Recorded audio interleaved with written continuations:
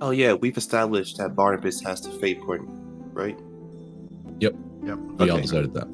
Thank you. All right. Barnabas, are you tracking that any particular way, or would you like a fate token put on your character sheet? I can track that, I'm sure. Okay. All right. I've got a million It's an spreadsheets for this guy. It's an important thing to track. So. True.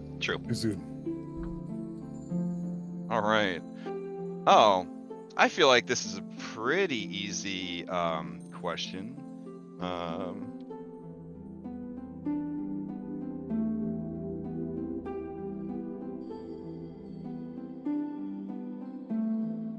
Actually, it's a medium level question, so it's quite a bit. If you were to receive this in like an English class or philosophy class, they'd make you write a whole term paper about it.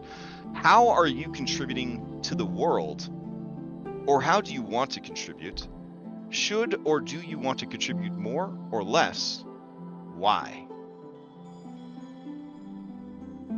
All right, that's a big question. That's a big question. Okay. Does anybody, for a point of DM inspiration, want to give me a recap of what happened last week?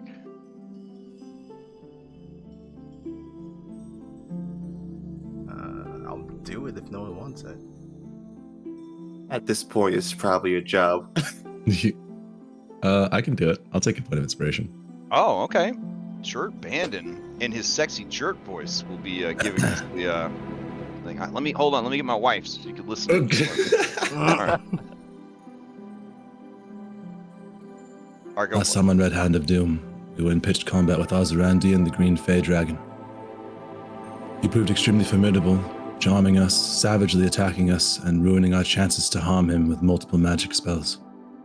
In the end, we barely managed to slay him, Barnabas ending its life with a smoking gun. But in the fallout of the conflict, it was revealed that Guy had been killed, his head and spine fully removed in the process. He cannot be brought back, and this was his end. I was powerless in this fight, and I wasn't able to even harm the dragon. I did nothing to save Guy. Nothing. This is... Anyway, after we continued on our path to the New Jack tribe, we returned their eggs and met with a mysterious dragonborn named Rejriar. And despite not having Guy Silvertongue at our hand, we were able to persuade them to not only ally with us, but also potentially with the elves of Celeria Starsinger. With this alliance formed, we could rest. For now. Okay. Yeah. Take DM inspiration. Thanks. Alrighty.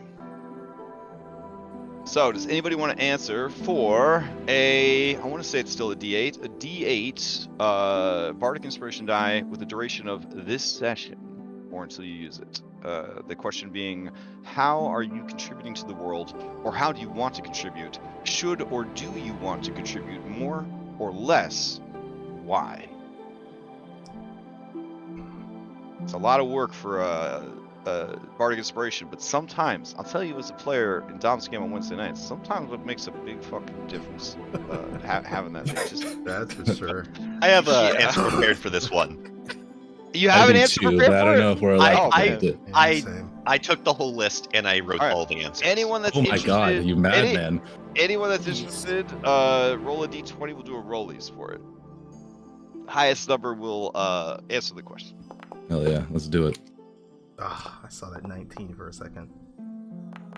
Oh, Barnabas. It ain't meant to be. Nope. Well- It's not meant to be, boys. While writing out his answers, he also wrote a script to make sure that he rolled high on the rollies. That So, explains yeah. everything. That is Well something done. Barnabas would do. Yeah, that's pretty Not unfair. bad for a simple farmer.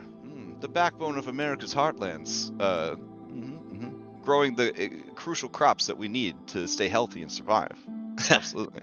I mean, mental health, bro. It's important. Important. Yeah. All right. So take Everyone's it away, struggling Barnabas. this week. All right, so how are you contributing to the role? Well, Barnabas likes to believe that he is arming the heroes that will someday save the Vale from the oncoming Red Hand army.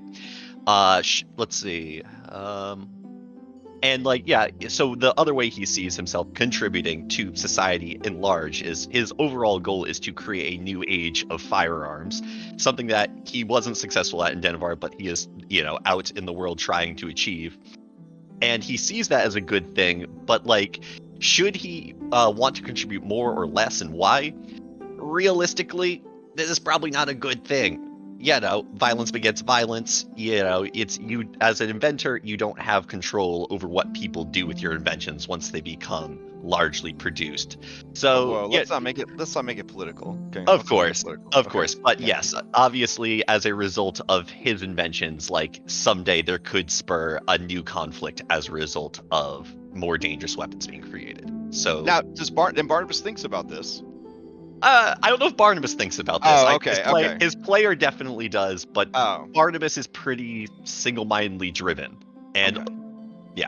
I thought that there might have been a glimmer of goodness there. That maybe he's doing this, but he thinks about it and has some maybe I think concerns or regrets. But maybe I think perhaps he thinks about it, but doesn't give it much time because he's really just focused on the immediate pressing issue of I need to make weapons strong enough to defeat this army.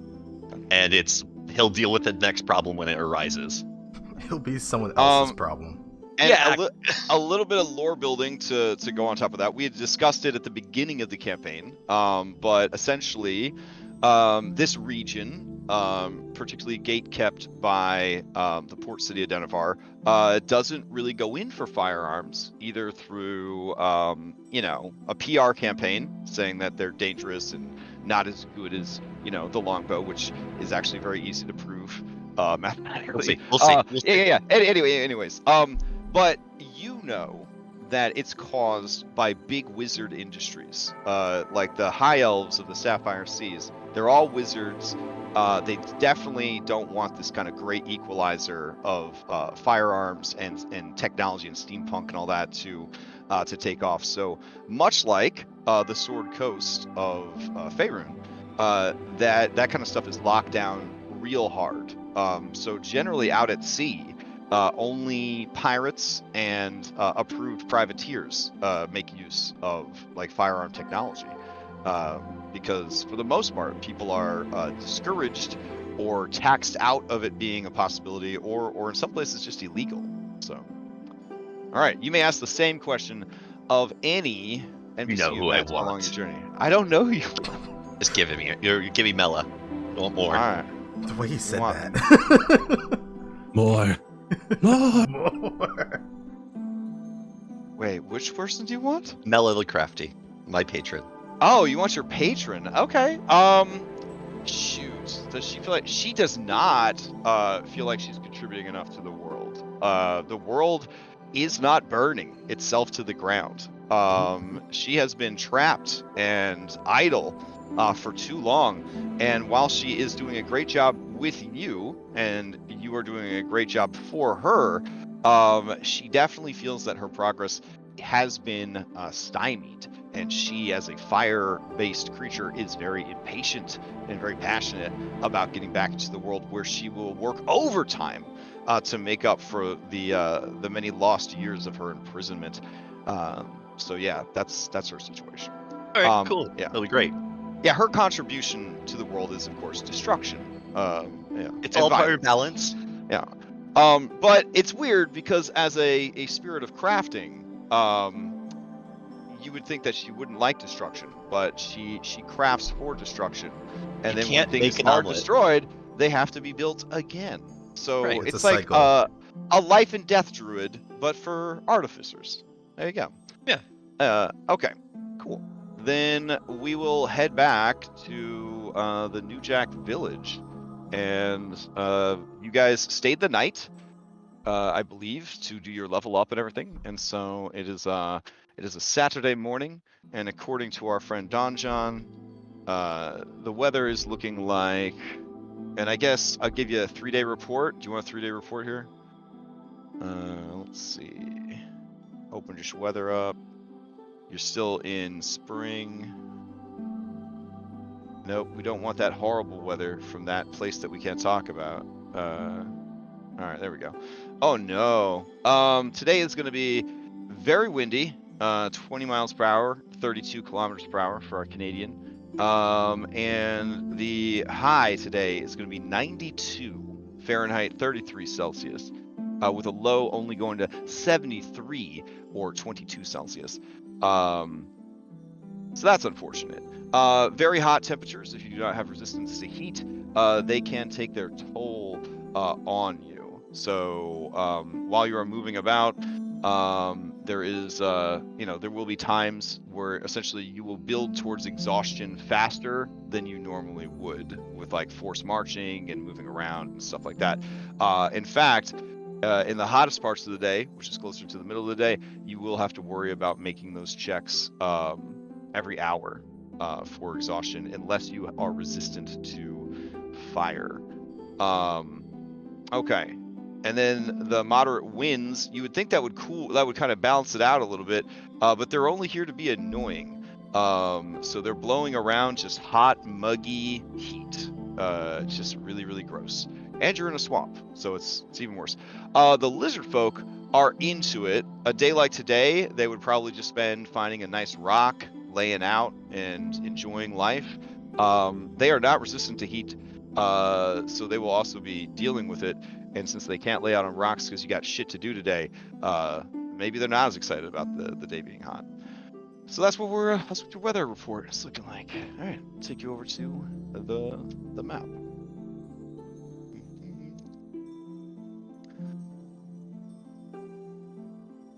All right. I knew the environmental property would someday come in handy.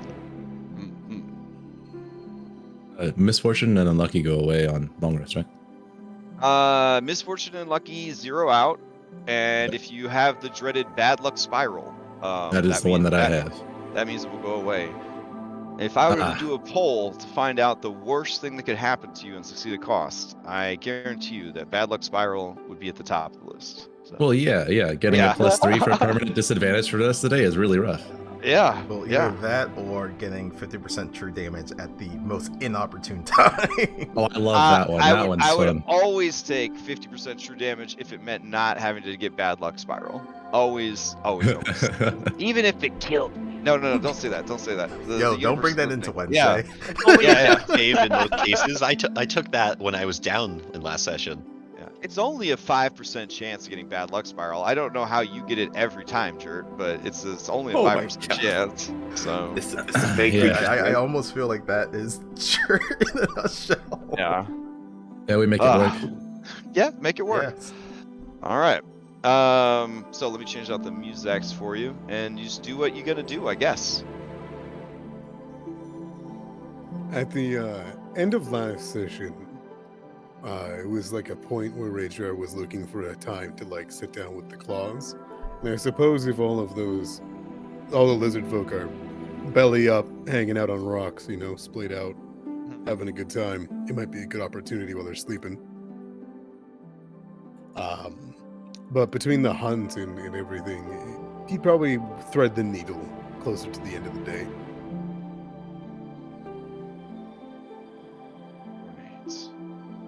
So yeah, definitely give me some, like some highlights of what happened during this long rest in the Lizard Folk Village. It can be timey-wimey, so if somebody's like, oh, yeah, that reminds me, right before we all went to sleep, I took so-and-so aside and said this, that's fine. We can have these completely out of chronological order, but catch everybody up on what you think happened or wanted to happen or needed to be said during the long rest.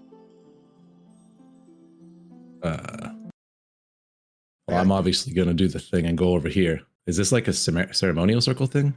Yeah, this is like a place where they do rituals and sacrifices and stuff. They got this little waterfall going on here. It's not like Black Panther style, like hundreds of feet down, but it is loud enough that if you were near it, it would definitely drown out your conversation for anyone trying to listen nearby. It's a good place to have a secret conversation. Excellent. That's where I'm going. I'm going to go and Dred's going to sit there for a while in the long rest and talk to Guy. Okay. He doesn't say, mostly what he does is sit in silence, but he looks at the waterfall and just kind of regrets not being able to help him. He's also at the time like very hurt, so he probably falls asleep here. Aw. All right. It's a pretty. If you're into white noise, it's definitely a good place to fall asleep. That's why I came over here.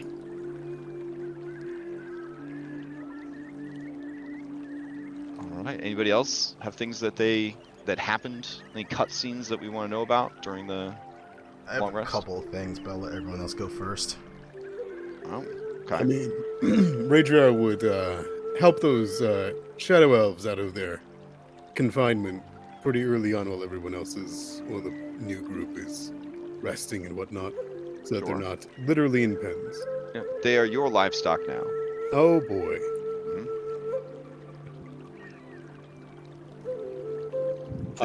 There are some envious looks from a lot of the lizard folk that you have taken such sweet meat for yourself, but they understand that you are a great ancient, and this is the will of Great Elder. It is the will. But they feel undisguised envy and disappointment. That's okay. He gives them Yeah. a look. Embrace the look of an old grandfather that's defending his Werther's originals. Fair enough. And if you wanted to go later than Orion, I think timey-wimey wise between you sitting down, Raedrar would approach everyone, whether that be close to the end or in the middle, and he would kind of sit down, but weirdly so, almost bending down to the knee and reaching into a pack and lighting a bit of incense that brings clarity amongst probably the weird smells of the new Jack. I don't imagine bathing is their science. Well, they like swimming, but they certainly don't have a need to scrub down or anything like that.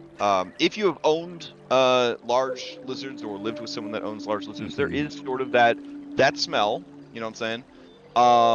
That large reptile smell, and that is sort of their ambient sort of fragrance that kind of lingers. Is just, there's that smell of kind of meat, that smell of wet earth, but overall they are relatively clean people. Yeah. Absolutely. I also just don't imagine they clean their pens. Oh yeah, no. Yeah. Oh, the elves are dirty for sure. Yeah. Why would? Yeah, they would only wash them before preparing them to be eaten. So. Why would you do it elsewhere? Like the most disturbing video I saw this week, where I thought a turtle was receiving a nice bath, and it wasn't. Yeah. Turtle soup. Yikes. Yeah. Let's not talk about it. Okay. So yeah, you free them. They you let them bathe and clean themselves, as elves do like to be pretty clean, pretty fastidious. They acknowledge that you have saved them with their body language, but none of them speak to you yet, because you are kind of disturbing looking, and you are pretty chummy with their captors, and it's hard to trust in these times. So, but they do head into the water, start to bathe. I guess for anybody's fan fiction, there's just 3 gorgeous, night elves just wash themselves in the river, etc., etc. All right. So after they have bathed, they kind of are washing out their clothes, drying them, and one of them turns to you, and let's see, it will be. Yeah, okay, here we go. It'll be this one right here. They will turn to you and say, what is happening? Why have the 3 of us been spared? He would gesture to the rest of the party who he's gathered around probably this area and would say, they have rescued you. Not me. But they must rest. You will return to your kingdom. You will aid us in the battle against the Red Hand. Yeah, if this is like a gathering that we're kind of doing like earlier in the day, Orion will kind of speak up. We met with your queen, Celia Starsinger. She knew that she had sent some scouts here to check on the New Jacks. Not sure what was going on with them. In order to prove ourselves to her, she wanted that information. And with that, if we are to return any of her scouts with us, that is why we have saved you.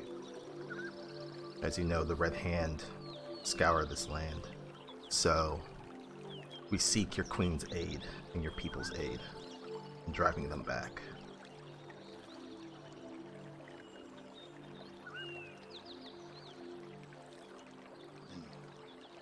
They share looks with each other, and then the one in the middle says, "Ah, so we are prizes of war." No, you are still people. You are still soldiers. You still have fight in you, do you not? Or has Yes. the lizard folk taken that from you? Never. Then we ask that you aid us. We will do as the Queen commands, though reciprocity would have us serve you in the meantime. And we will make sure that we get you back to your queen. And your people. Has the Queen come to her senses? Is she willing to go to war against the Red Hand? That was dependent on if we could figure out what was happening to the New Jacks. She gave us a short timeline to work with. The New Jack were driven to madness by the loss of their young. They saw any who was not of their tribe as an enemy.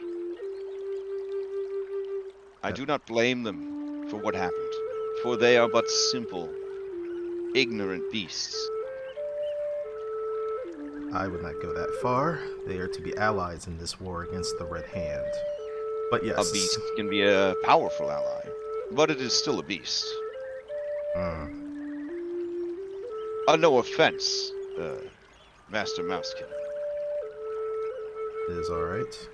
Your people have moved past the more savage and primitive natures of their more bestial selves. These creatures embrace and wallow in it. It is their version of strength, as we have our version as well. But, yes, with their eggs returned, and with most of the Red Hand cleared out from the ruins of Rest, we plan on returning to the Queen to inform her of what has transpired, and to gain her support.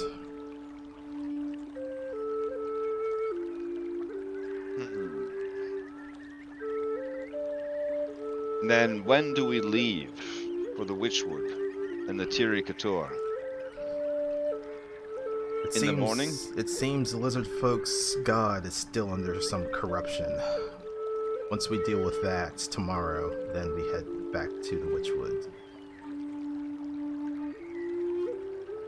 I see.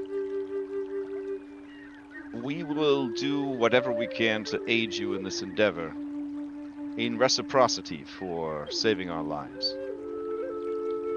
And Orion will just give them a nod. The Queen will not be pleased to hear of the fate of the other elves, but perhaps the greater threat of the Red Hand will allow her to push her anger aside for now. There are lingering tensions between many of the people within this vale. A lot of neglect and distrust amongst the people, but as you said, the Red Hand is a far greater threat, and we have to put those aside. Either we fight together, or we die separately.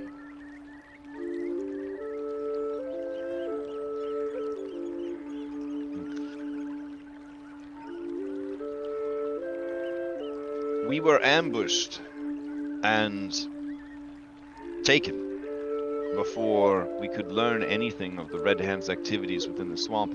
All that I know, I've learned secondhand by listening in to the conversations of our captors. But the situation is dire. They have a dragon, mighty and green, under their control. Ozymandias I believe that is the creature's name, yes. is dead. Or... By your hand? Very frustrated grunt from Orion. It would be dead, but it is a Fey creature. It is probably back in the Feywild. But we have driven it off for now. There is no telling when you will encounter the beast again, or if. But for now, we are freed of its influence and presence. That is good. I have heard the rumors amongst the New Jack that their god, Gomek, has been corrupted, has been made into something foul and evil. Do you intend to kill it? No, we have spoken with the Witch of the Black Fens. It seems she has a method to cure it of its madness. All three of them make a face when you bring up the Witch of the Black Fens. As I said, She is outcast. Her magic is evil. her magic may also be what can save us. As I said, either we fight together or we die alone. Sometimes we may have to make allies with those that we may not like. That is understood. Do you have any further questions of us? We would seek your permission to roam freely for the night. To get away from these people, to stretch our legs and bask under the night sky. We will return in the morning. You have my word. Speak with my halfling companion. He is a crafter and a weaponsmith. He can get you outfitted. That would be most welcome. Thank you. And Ryan will just give him a nod. Right.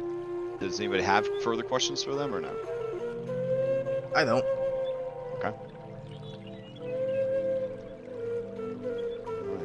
Okay. Keeping in mind, like Jerk, for example, this is happening early in the evening before, well, maybe before you went off on your own. I don't know. You guys decide if you are at these scenes or not at these scenes. That's what I was kind of hoping for, because one of the things that I was going to do, and since I already sent up the Barnabas, Ryan will accompany them. We'll go to Barnabas and we'll essentially request if he's able to make more arrows for him, regular and fire arrows that these goblins seem to utilize. And then also continue the discussion of that carrying contraption that could be used for Claude. Yes. I have been mulling this over. And I'll send you what it's an uncommon wondrous item from the Beastheart Companion, but yeah, it's a Pokeball. I make the elves sign a temporary release to take the equipment and like a temporary B-team contract sort of deal to keep them out of harm's way, and then get them all squared away. I don't know exactly how to make Orion's item. Whatever you feel is fair. I have one crafting thing I'd like to do before I do that, and then Orion's gonna have the full workout about I'll make you arrows, I'll make you clawed armor, the whole thing.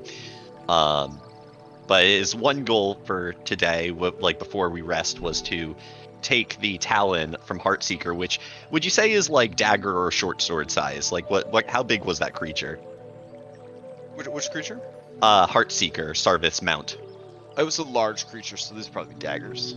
Yeah, so I just I have this thing I've crafted into a dagger with one of my previous crafting sessions, and I'm basically trying to get one of the lizard folk to teach me how to scrimshaw this bone dagger. And idea being is I'm trying to create something to present to Solaria as a symbol of our completion of her task.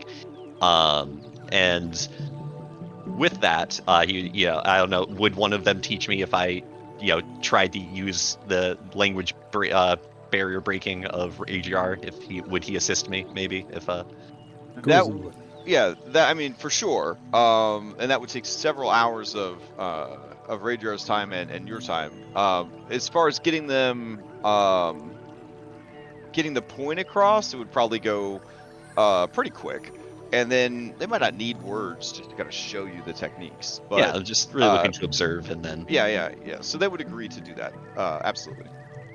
and yeah, so he would finish that, and then he would disappear into his ring in a puff of smoke just to stash it until it's time. But when he comes out, he be holding a beautiful, intricate urn, and he kind of looked very sheepish around his allies. And I know we said that we're gonna leave Guy in a swamp, but before Guy was Barnabas's adventuring companion, he was his friend, and he knows that Guy didn't want to be forgotten, didn't want to just disappear, and he didn't feel right leaving his body there. So when no one was looking, if no one stopped him, he would have pulled his body into the ring and basically arranged for a cremation service to keep him with us in memory. And someday he will erect a tomb for Guy worthy of his legend and put him to rest there. You probably would just have to get past Layla's stupid passive perception. Yeah. True. So would Layla have stopped Barnabas if he had attempted to recover the remains, is the question. Layla would have stopped Barnabas enough to question what he's doing, but if Barnabas explained that he plans on cremating Guy later, she would be okay with that. He's too beautiful just to rot in this swamp. He deserves better than that. We owe so much to Guy. He brought us together. Who knows what would have happened if we had never met each other? For my personal curiosity, this includes the head and spine too, right? Yeah, he's not Okay. squeamish. Okay. Well, it wasn't about being squeamish. I just wanted to make sure nobody else was secreting that away for whatever reason. So No. D&D's weird, you know. I made a do whip that. out of it, actually. Many would do. I know I had taken my bedroll to use at the wrap-up Guy, so all of them should be there. Okay. Well, it's an honor to let the wolves and the ground devour you, Barnabas, but if this is your way to let him go, I would stop you. So he would present to the group this intricate urn that's kind of a semblance of like Guy's themed colors, and like there's little shards of mirror kind of like ceramic into or mosaiced into the side of it. And it's just, we can keep this with us and always remember him. And maybe someday when we have a moment to feel like normal people, we could have a little service for him.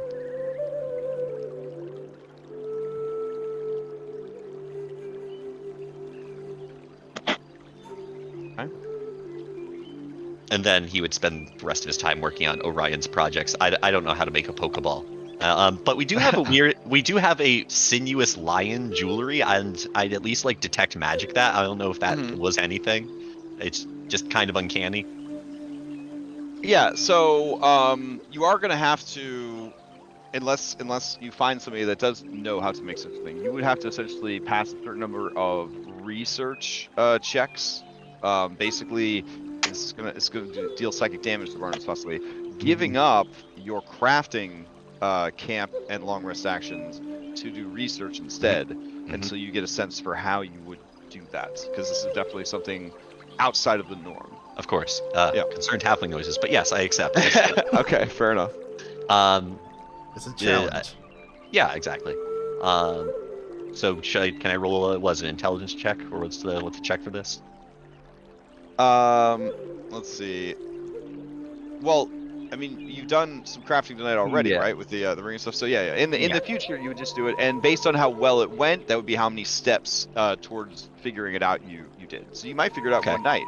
Okay. One Tony Stark, cutscene later, you know how to make a Pokeball, kind of thing. Yep. Or how the time travel. Yeah, or anything except how to save your marriage. But whatever. We all struggle with things. So Technology easy. Uh, Humans. Proof.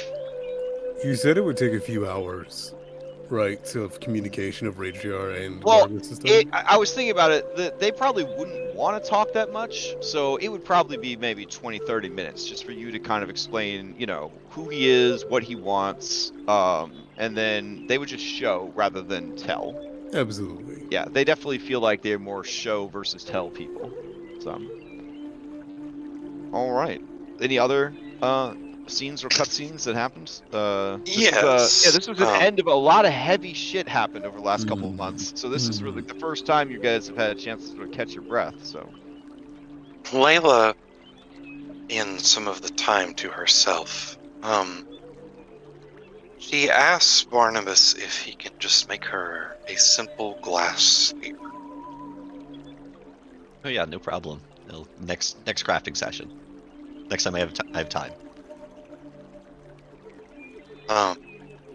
In the meantime, she is going about kind of gathering piles of the plant matter around her, some of the wood from the village, and as well even some of the water in the swamp.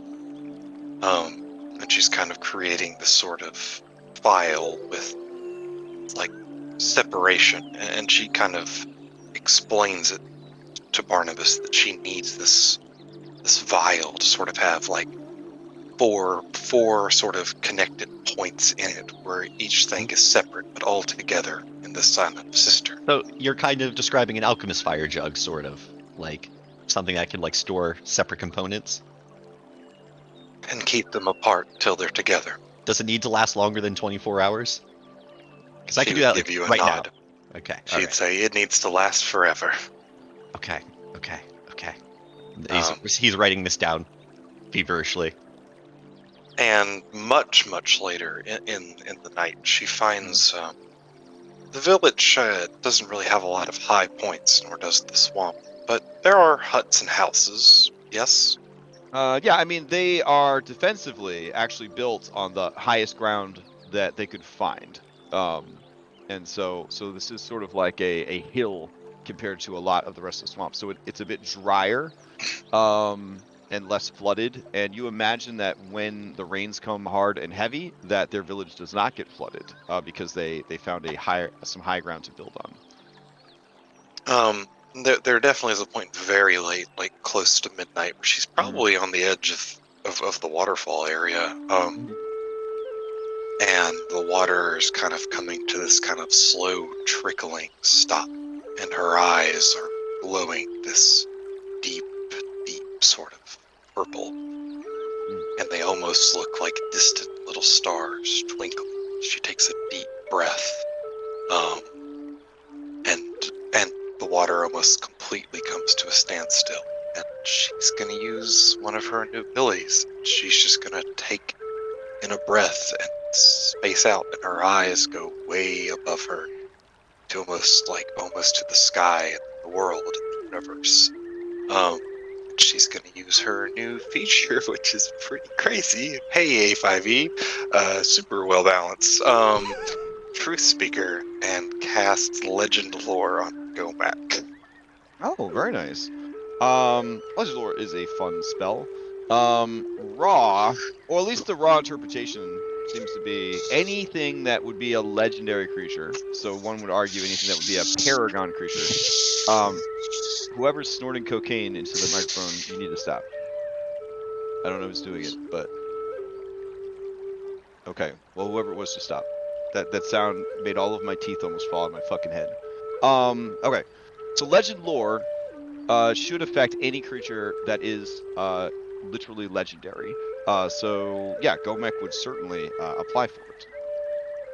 Alright, so with Legend Lore, you name a person, place, or object. The spell brings to your mind a brief summary of the significant lore about the thing that you have named. The lore might consist of current tales, forgotten stories, or even secret lore that has never been widely known. If the thing you name isn't of legendary importance, you gain no information. The more information you already have about the thing, the more precise the detailed information you receive is. The information you learn is accurate, but might be couched in figurative language. For example, if you have a mysterious magical axe, the spell might yield the information, "Woe to the evildoer whose hand touches the axe, for even the half slices the hand of the evil ones. Only a true child of stone, lover and beloved of Moradin, may awaken the true powers of the axe, and only with the sacred word, Rudnog, on the lips." Okay, that's always fun for the DM to make up very cryptic, cool-sounding stuff. I'm just going to give you Wikipedia entries. So, Gomek, you already know a ton about him. So, more specific things about Gomek is that he was, maybe at one time, the companion of a great hero, perhaps even an ancient beast heart.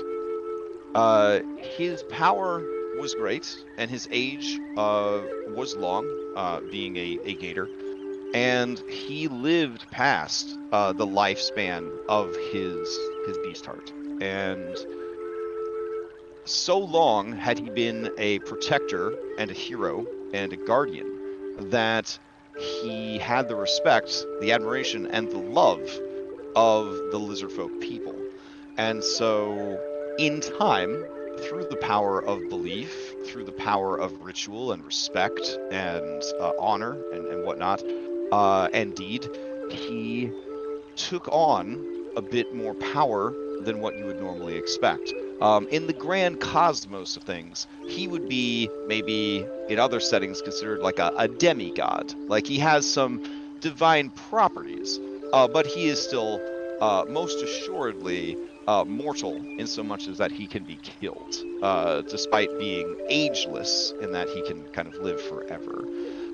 Is he so powerful a force that if killed, the belief of him would cause another gator in the swamp maybe to manifest such properties and sort of fill the role that he has come to serve? Perhaps.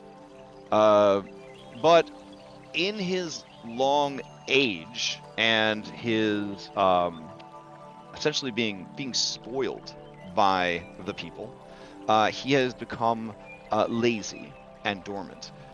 He will occasionally hunt on his own, but he is frequently given offerings from the New Jack, and for the most part has become a bit of a homebody. However, because of his great strength and power, he is the apex predator of these lands, and you are unlikely to find anything here tougher than he is. He almost fills sort of a Godzilla role, right? He is everyone's monster. And so if other monsters come here, that is when he will rouse himself to go and challenge them. Knowing this, or discovering this, it is likely that the Red Hand wanted to make sure that one of the stronger natural defenders of the region was taken care of. And as you guys discovered, he was poisoned. Taking advantage of his sort of lazy homebody behavior, they just left him meat and he ate it. Using this knowledge, it would seem that maybe you could do the same thing, unless he is now distrustful of such practices. Perhaps there is a part of him still that remembers who he was, who he used to be, who he's meant to be, and fights and struggles against the corruption that has sort of taken hold of him. So it could be very easy to leave an offering of antidotes and him to eat it, or you could turn his nose up at it. A part of him worried that that will lead to further corruption. And I mean, that's generally. Was there anything else in particular you were hoping for? Because that's, I mean, you already knew so much, so I'm just kind of providing. Oh no, Yeah, yeah, just you're kind of fine. filling in the gaps there. Okay. Yeah. Oh yeah. Yeah. And as sort of all this sort of floods into her, I almost imagine like light into her eyes, and then it kind of dims, and the water kind of starts to trickle and then roar again. She just kind of takes a deep breath, standing up, and I think in that moment, like, as well as when her new spell controls kind of come in as well. Very nice. She's definitely going to want to speak to the group and their newfound allies regarding this. Okay. So we could just immediately cut to that, and then assume that you explain to them, and as you did your star-infused magic, sort of recreated the visuals, but with like living constellations that kind of like played out above your head and in front of your allies or whatever, so they sort of get that more truthful history of his origins and his power. So there's a point to all of this beyond just knowing. I think a ritual offering is a good idea, but we should try to make it something he can trust, not just food left. We should do it as the lizards do. Follow their rites, follow their patterns, follow how they leave food. Even maybe they have a song or a dance or garbs they wear traditionally when they do this, things that would make him feel welcomed and more trustful of it. You've been around. Sorry, go ahead. We heard that the young of the lizard folk undergo a trial in order to gain his approval and then to become proven warriors. Are there any, and looks at Rajar, are there any young lizard folk that have yet to undergo the trial that we could use this for? Rajar, there are still essentially lizard folk adolescents who were not taken by the Red Hand, were not forced into service, and with everything happening are just sort of on house arrest, sort of like the two that ran away looking for aid. Rajar would nod and explain the same thing. Yeah. If we make this closer to the actual ritual, maybe that will lend credence to what we're trying to do to help him. Yes, that is my thought. Rajar, do you know, have you seen or accompanied them doing this ritual? Or did you arrive after the fact? He shakes his head between a coughing fit, and he will say, I have not been here long. Not at all. I don't know their rituals, and I don't believe they've continued them. I have arrived within a few days, seeking you, not them. Then we should bring it up to the Elder.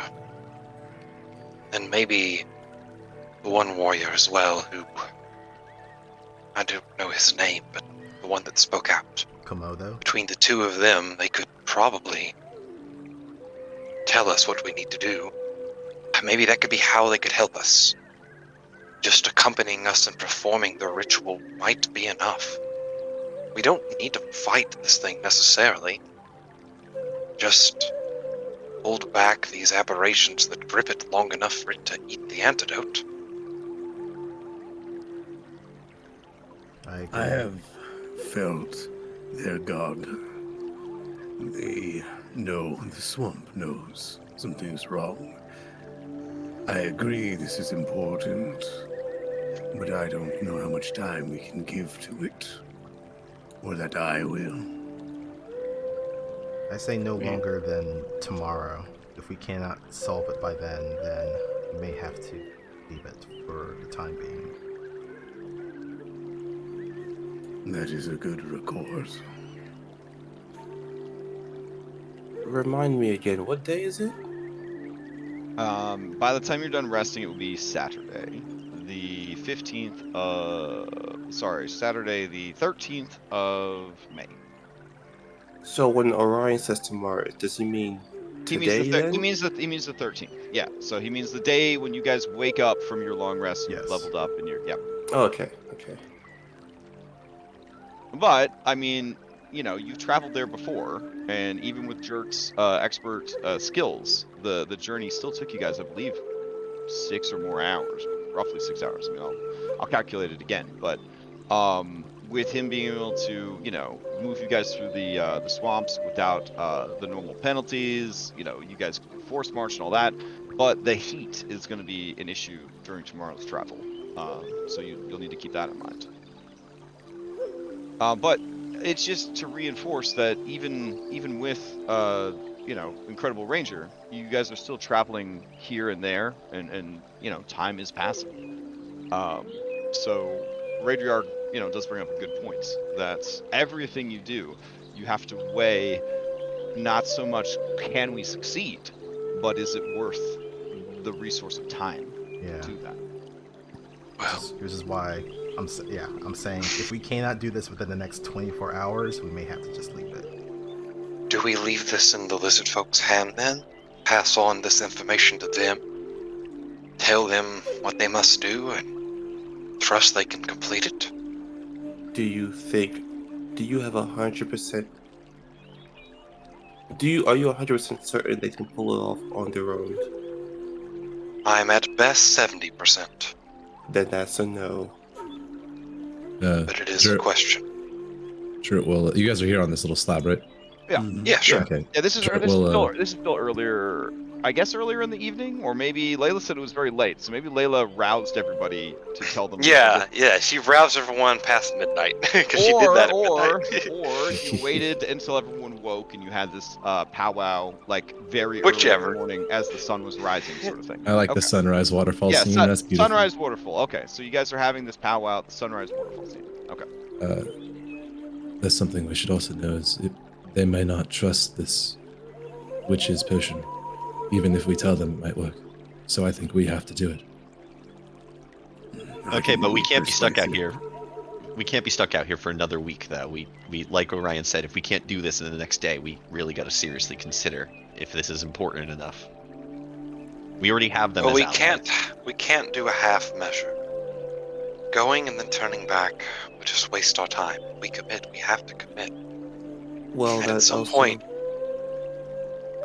point, we do need to start trusting those around us, even if they're not as capable as we are.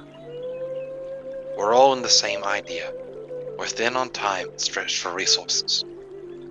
Yes, those around us are not as capable. That's a fact. It is what it is. But if there's a lesser task and a greater task, we can do the greater and leave them with the lesser. Is this a lesser task compared to something else we need to do? That's the question. In my opinion, this is a greater task. Gomek is an entity of this land, the spirit of this land, the force of this land. If this will give the New Jack strength, then Harry, the Red Hand, as they cross their forces through the Black Fens, as we've learned, then that is something I think. If their strength can be renewed and buy us more time as we continue our travels, I think this is worth it. And from a more pragmatic view, we already have to give Starsinger the bad news of what happened yesterday. Imagine What bad also news? telling her that we left the job half done. Correct. Speaking of Starsinger, aren't we currently running on a very strict schedule to return to her? How many days do we have left? We didn't get a specific time. It's Yeah, we as didn't fast have as time. possible, and that's like very much in quotations, So, as fast as possible. Let's see how fast it is possible to do this. Talk to the elder. Figure out what this ritual entails. I have a feeling she is willing to wait a few more days. Are you Yeah. betting everything we've done up to this point on those few more days? Well, if Well, old it's human pointless tales thinking. are true, when an elf blinks, it takes about 14 hours for them to reopen their eyes. That's the old joke, right? Sounds kind of racist, doesn't it? Jerk chefs. Shovels. They are long. They live long, so wouldn't be impossible. I've always been told that they're patient, but she doesn't exactly seem the patient sort. Yes, but I feel like she is curious to see if we are even worth our time. If we prove her correct, then it gives her all the more reason to just leave this region. But if we prove her wrong, then I think she may show more interest in us. That's just my feelings. I don't know who this star singer is, but it is foolish to leave regions. They're trying to escape. We need to convince them otherwise. Not just for the reinforcements, but they will find them. She seemed confident that wherever they are going, they will not be followed by the Red Hand. Unfortunately, we may have slightly ticked her off in saying that the Red Hand will still maybe find a way, but maybe that's a harsh truth that she's not willing to accept just yet. But if we are able to give her a reason to stay, then all the better. By the way, are we saying this in front of the 3 Nanos? I mean, they're gonna hear everything when we drop them off. I'm fine with it if you guys are, but I know they also went out last night. So did they ever come back? They came back before the sun came up. Awesome. They're elves. They only need to trance for 4 hours, guys. Jesus Christ. Well, listen. He's promised, but he could have lied. But these are Fae-centric elves. So when they promise, they generally follow through. Generally, okay. Generally follow through on these promises. You have not encountered a lot of deception from the Red Hand or from the Tiricator thus far, if any. So that is noteworthy. This is going to sound callous, and it's not to wrap us back anymore. It's a genuine question.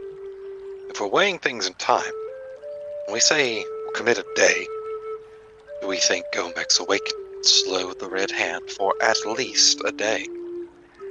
Yeah, that seems Extra. reasonable. Whatever amount we think awakening this creature would slow the Red Hand, we can commit that much or less. I'm going to be honest, I give Gomek a day. Like, he's going to definitely stop them if they bring in things like Fae Chimeras. You know, I think that's the point of this creature, is it acts up when apex predators enter its territory, and we've seen the Red Hand weaponize monsters before, so We it'll be fought useful for them. giants, we fought chimeras, we fought a fucking dragon yesterday. Yeah, So mechanically, Gomek is a separate ally. If say the campaign was keeping track of, I don't know, points, and you could gain and lose points, helping Gomek would be adding points to your score. So I don't want to make a big deal about the points and the scores, because I don't want, you guys to think too hard about it and then have that like just drive everything you do. And I certainly will not divulge what the points are for, how the points are being generated and tracked. But the words that you guys are saying in the game of like, will it delay them? What use would it be? In the overall scheme of the campaign, it would be a positive. It would be a positive.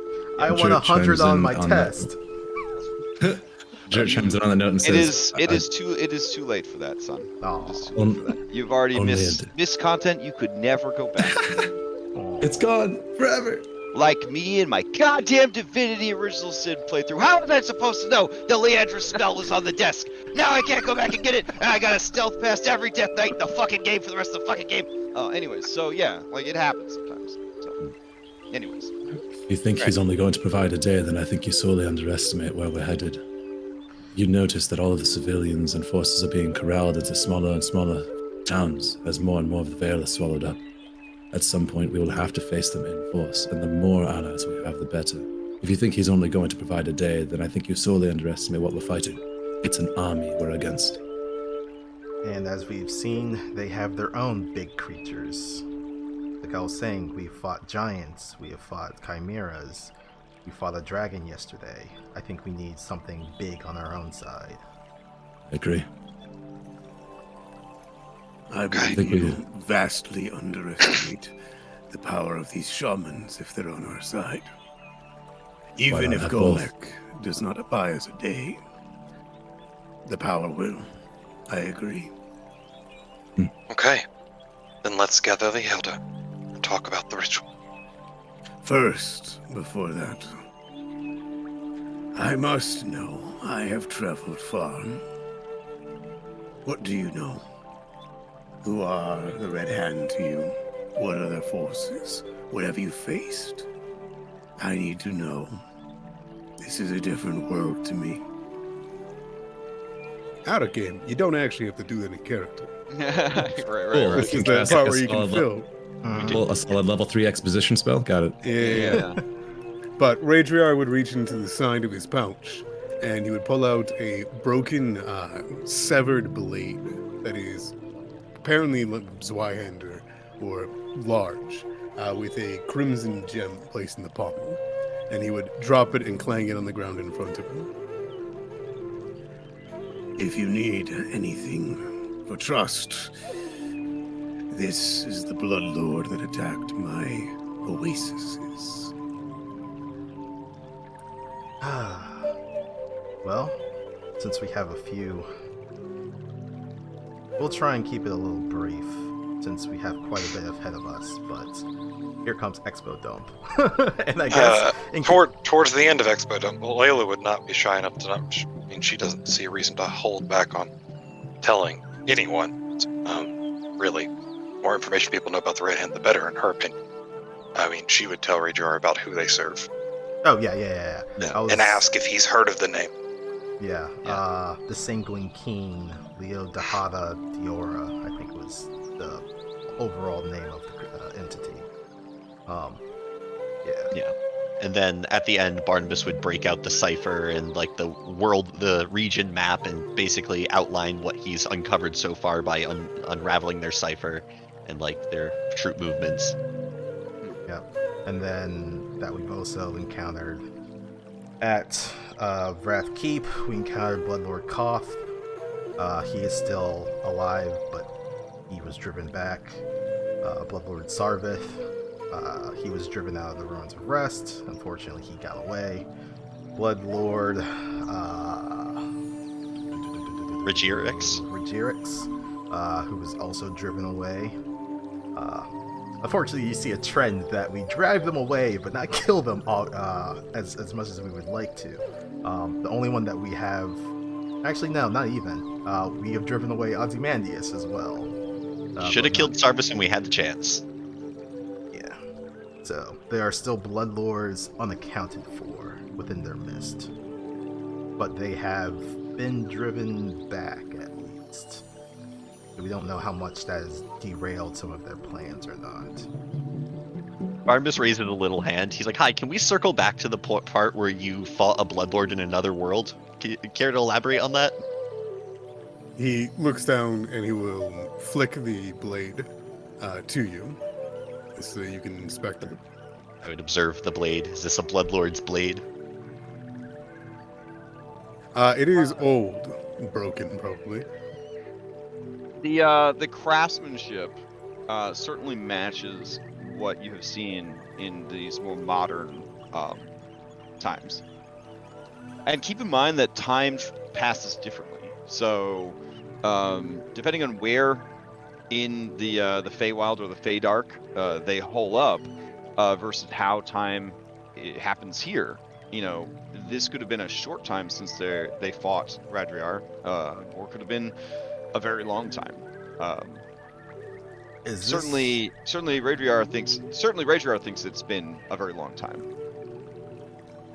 Does this blade look comparable to like the blade masters that we've encountered, but probably of higher quality than that? 'Cause I think that's like the only measuring stick we really have from like weapon standpoint are these blade masters. It does seem to be less refined than the weapons you guys have dealt with, which also sort of hints that it is older. And the fact that it is broken at all would imply, Barnabas, that it is either non-magical or, let's get full meta, came from an earlier age of magic, before the artificers refined such techniques to make magical items harder to destroy. Or if it was actually a magical item that got destroyed, then this Radriar guy, if he's the one who destroyed it, pretty tough dude.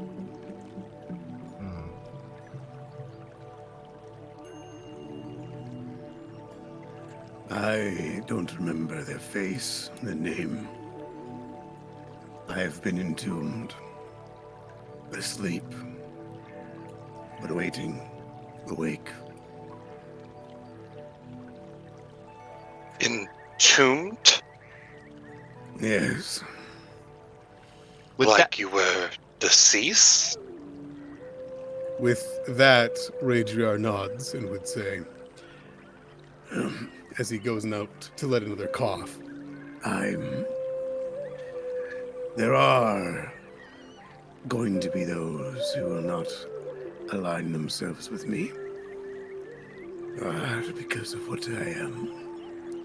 And he will pull off his what clearly seems to be random chainmail armor and will throw off the it almost seems to be a second set that he got from someone else or somewhere else that he bought. But taking all that off, it looks like how he does in his art. He's got these shoulder pads, he's got his cape, the mask, and you would see as he pulls towards his stomach where the cloth is, he would reveal an emaciated stomach that clings to the spinal cord. And he is clearly missing a lung. He is missing his intestines, lots of them. He is maybe a quarter of the organs of a humanoid. Now, Layla, in your professional medical opinion, this guy is a zombie, a mummy. He's definitely not fully alive. What drives you to live? It is a mixture of spite, bloodlust, revenge. But this condition, it was before the Red Hand. My people had a name for it. We were a group known as the Ishiton. I am the last remaining one. Our great worm, she experimented on us. Tried to make us last longer than we should. Not give in to death. That was when I was different. It did not help us when the Red Hand attacked. And in the end, I had to seek power from another source, who has allowed me to survive this long. Between rites and unholy magic, I am somewhere in between, holy and unholy, within and without. And it resides within my heart still. This source is not known as the Grave Lord by chance, is it? No. The source is an ancient enemy of my great worm. One that was willing to give me the power to fight, so long as I bear its life. I no longer have a heart, only a crystal, a piece of him. You will see him come out. You will see his power. And if you will still have me despite this, I will use it with you. Despite this, I want to study this. This is fascinating. Barnabas, control yourself, please. No, never. It's a little abhorrent, to be honest, and unnerving. And my teeth are screaming at me that you shouldn't exist. As long as you don't try to make more of you, I can abide by an enemy of my enemy. My people are gone. I don't seek more of me. I don't seek to go back to what we were. I seek to only eradicate the Red Hand, as they did to my people, as they did to my land. Kind of in conjunction with Layla's words, how does one, Claude, feel about Raedriar? And two, how does the bow feel about Raedriar? Oh, well, the bow hates Raedriar because, yeah, he's a dragonborn. That doesn't mean he's a full dragon, but it's enough to have sort of a constant, Simmering hatred. Yeah, low key, like, I wouldn't even say distrust, just, not to kink shame or anything, but I feel like the bow is kind of into it because it hates the fact that this guy is here and being of use, and that he could be of use. and that sort of motivates the bow and through you to sort of overperform, to kind of prove to itself that it wouldn't need such an ally. But since he's not a full dragon, it's just sort of a constant reminder of the thing that it hates the most. Okay. Yeah. And then Claude, because of him being a natural creature. Yeah, so I mean Claude never really liked undead. Here in this pseudo sort of 3.5 age of magic, natural creatures don't like undead to begin with. But Claude has been haunted by bad dreams since hearing about the Ghost Lord. And he's only confided that to you, Orion. Yeah. That's that he has had constant visions and nightmares that he is taken from you, and he is essentially drowned in some sort of ritual pool, and he rises in the service of the Ghost Lord. Like this is kind of a recurring dream he's having. So he has a lot of issues with undead right now. Okay. Orion will keep those in mind. Okay. It will factor into something that Orion would timey-wimey had done earlier, but okay. I have heard you are a craftsman, halfling. Finest in the Vale. My tomb was grand. My weapons, my armor, even more so. When I was unsealed, I found no one, and my tomb robbed. I am without a magical weapon. I am without my armor. Anything you can provide would be useful. Artemis smirks at the opportunity. He will reach out his arm to you, and it seems he has something clasped in it. I receive it. He'll drop in your hands what appears to be one of the floating crystals in his neck. And Confused. it thrums with power when it gets put into your head. Aye. Oh yes, this will work just nicely. We'll make you something magnificent with this. It is not only for your testing. For any of you that wish to wander with me, this will protect you if you're close. Allows me to sense you, give you purpose, to resist the magics of the Red Hand and other enemies. And he will hold out 4 more for the rest of you, whoever will take it. Family will take one. Barnabas summons a jewelry kit in a puff of smoke and just starts going over it, analyzing it.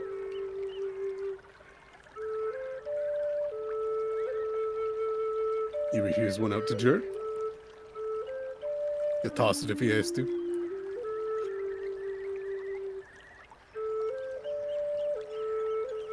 Jerk Bandit. Hello? Is my mic There working? you are. Yep. There you go. Yeah, it's working. Sorry, I just had to unmute like 3 times. You're good. He Right.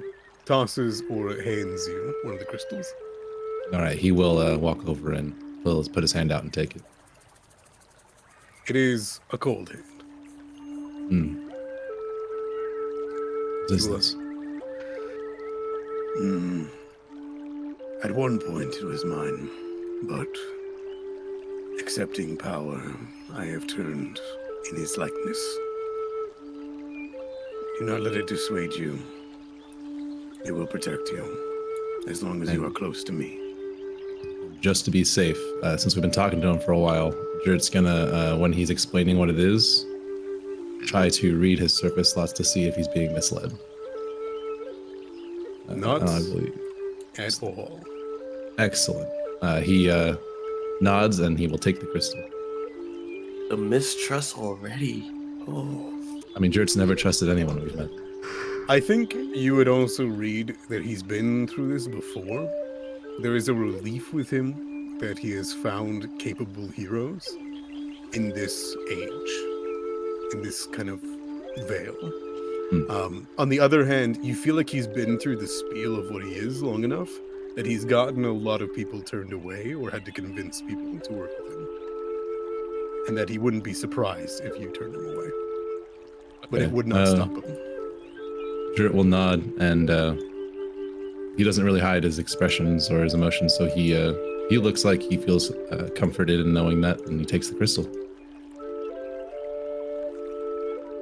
Do I need to activate this or do anything with it? Or just have it near me? Have it on your person. If you are within reach of me, it will protect you. Thank you. Gives you enough. Seeing Jert take the crystal, Orion will walk forward and take one for himself and Claude. Do not be dissuaded. I understand you're of the land, but without my aid, without all of us, they will drain life from all of it. You will have nothing. As I already told the Shadow Elves, we will have to make allies across the Veil. Either we fight together or we die separately. That hasn't changed my mind. He gives you a nod. And then he'll reach one out for Layla. So long as you promise not to try to use this to influence your will over us, or your ideology, she'll take it. My ideology is dead. My people are dead. There is nothing I would do to change you.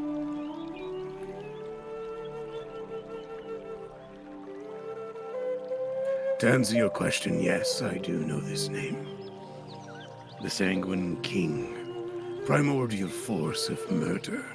Older than gods, more focused.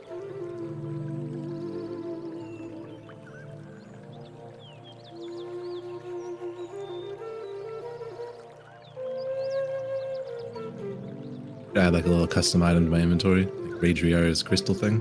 If you would like to. It is his aura of see. protection. Awesome. Yeah, if you could throw that into the items directory, I would like to copy and paste Oh, that. so this is your in-game kind of description of your paladin order, right? Correct. Okay. I think we can set that up to auto happen. Just have to. Oh yeah, there's definitely a way of doing that. Yeah, I just gotta remember how to do it. Hold on. If the little item had a little thing, it would say, while within 10 feet of raid tree, have a plus 4 to all saving throws. So I'm not sure if Barnabas knows this, but I guess out of character, Rager will be very useful if we ever run into those lizards, the black spawn raiders again. Knows Draconic and can speak telepathy. If we run into fucking Ozzy again, having a bonus to our saves will be helpful. Yeah, for real. So what you're saying is everyone hug Dragonborn. Well, no, let's not do Wait. that because breath weapon. My takeaway here is that paladins are good.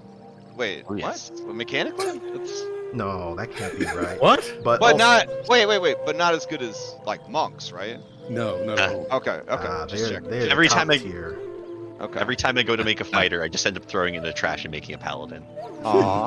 Damn. Excuse me? I mean, Crash's patch has made fighter very useful. Totally. Especially in Monster Hunter, as I have started to figure out.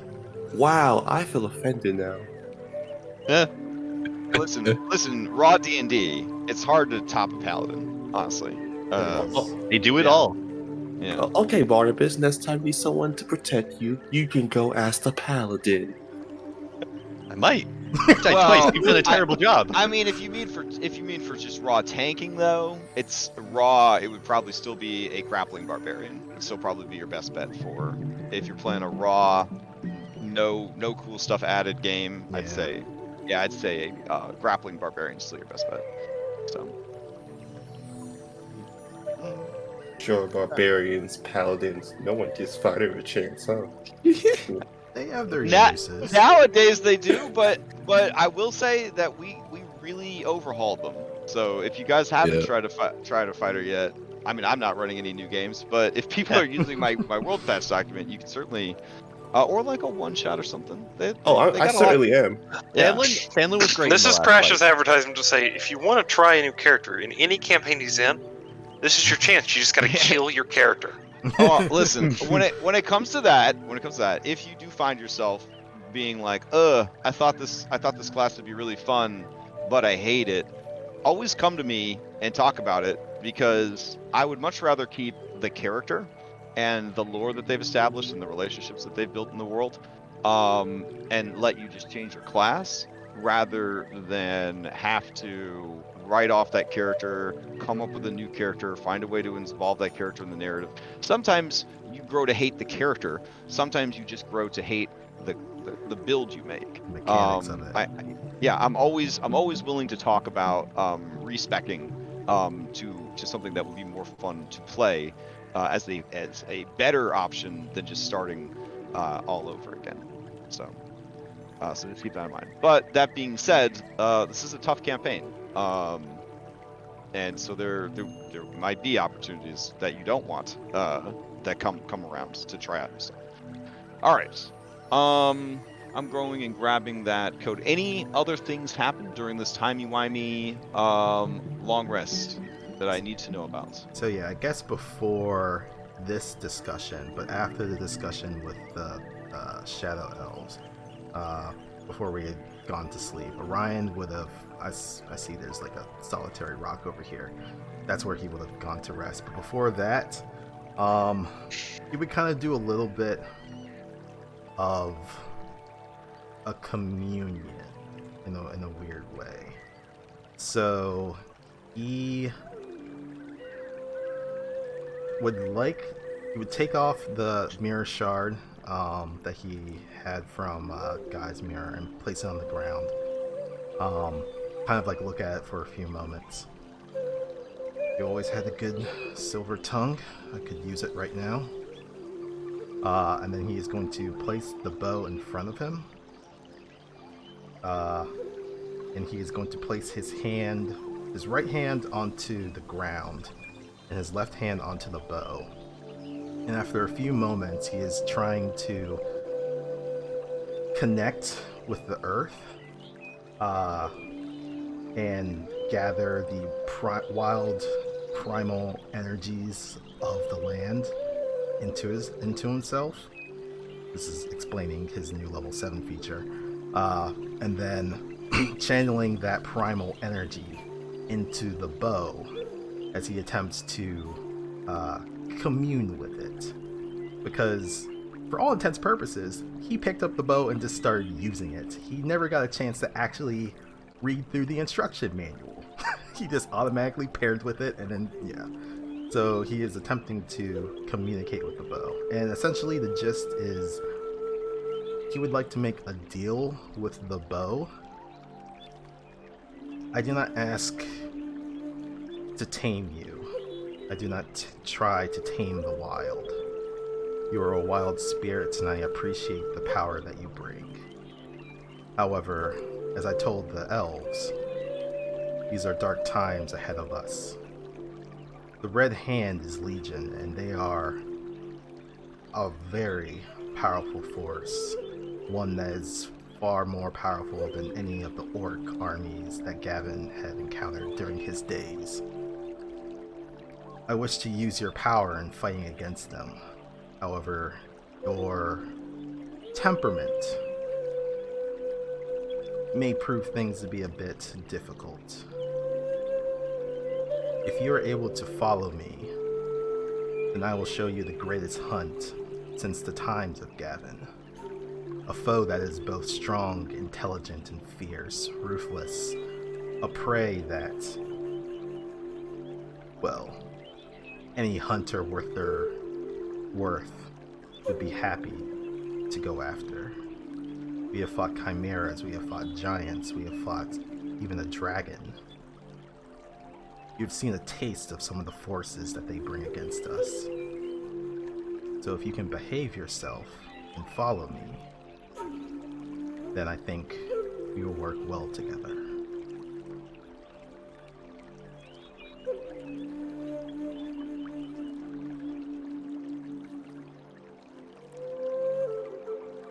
Okay. Go ahead and give me a charisma persuasion. Okay.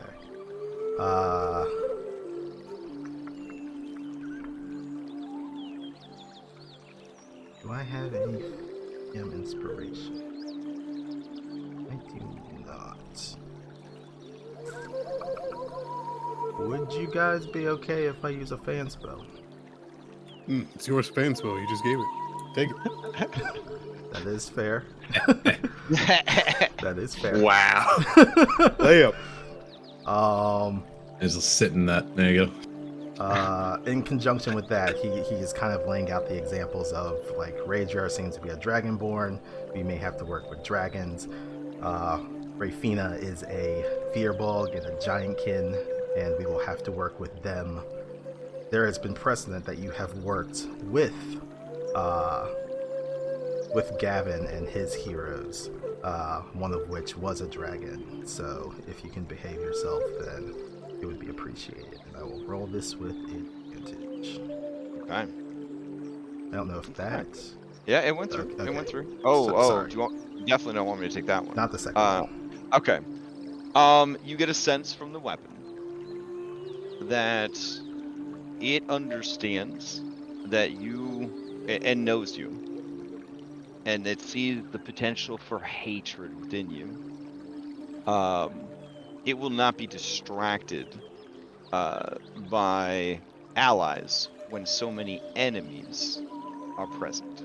Yes, that is definitely what I'm getting the point across. As long as the hunting and the killing is constant, it has no need to look elsewhere for prey or for targets of its hatred. Perfect. Okay.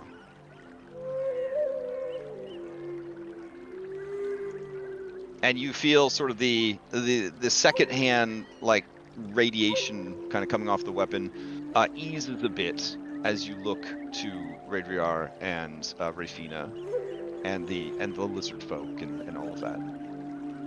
Perfect. And then he will kind of ease up the connection of that primal energy that's flowing into the bow, and will kind of like condense it into himself.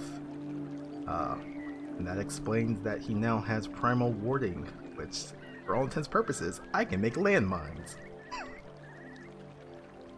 I beg your pardon? You'll see.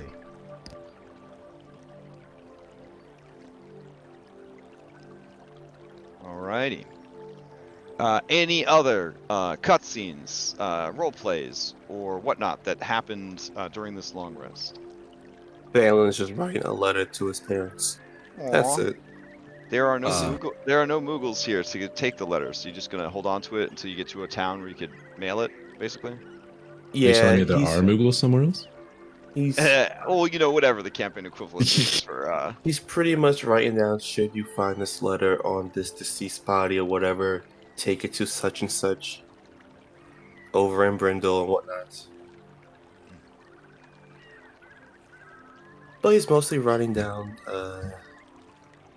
the things he's done, the sights he's seen, the stuff he's experienced, and his thoughts and feelings on everything thus far. Mm.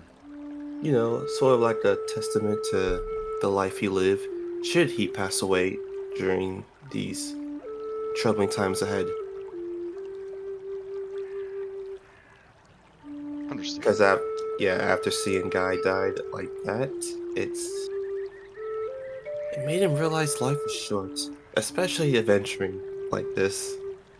And he may have some small regrets leaving his comfort zone, but nevertheless, he's out here with his comrades, and well, he's making the best of it.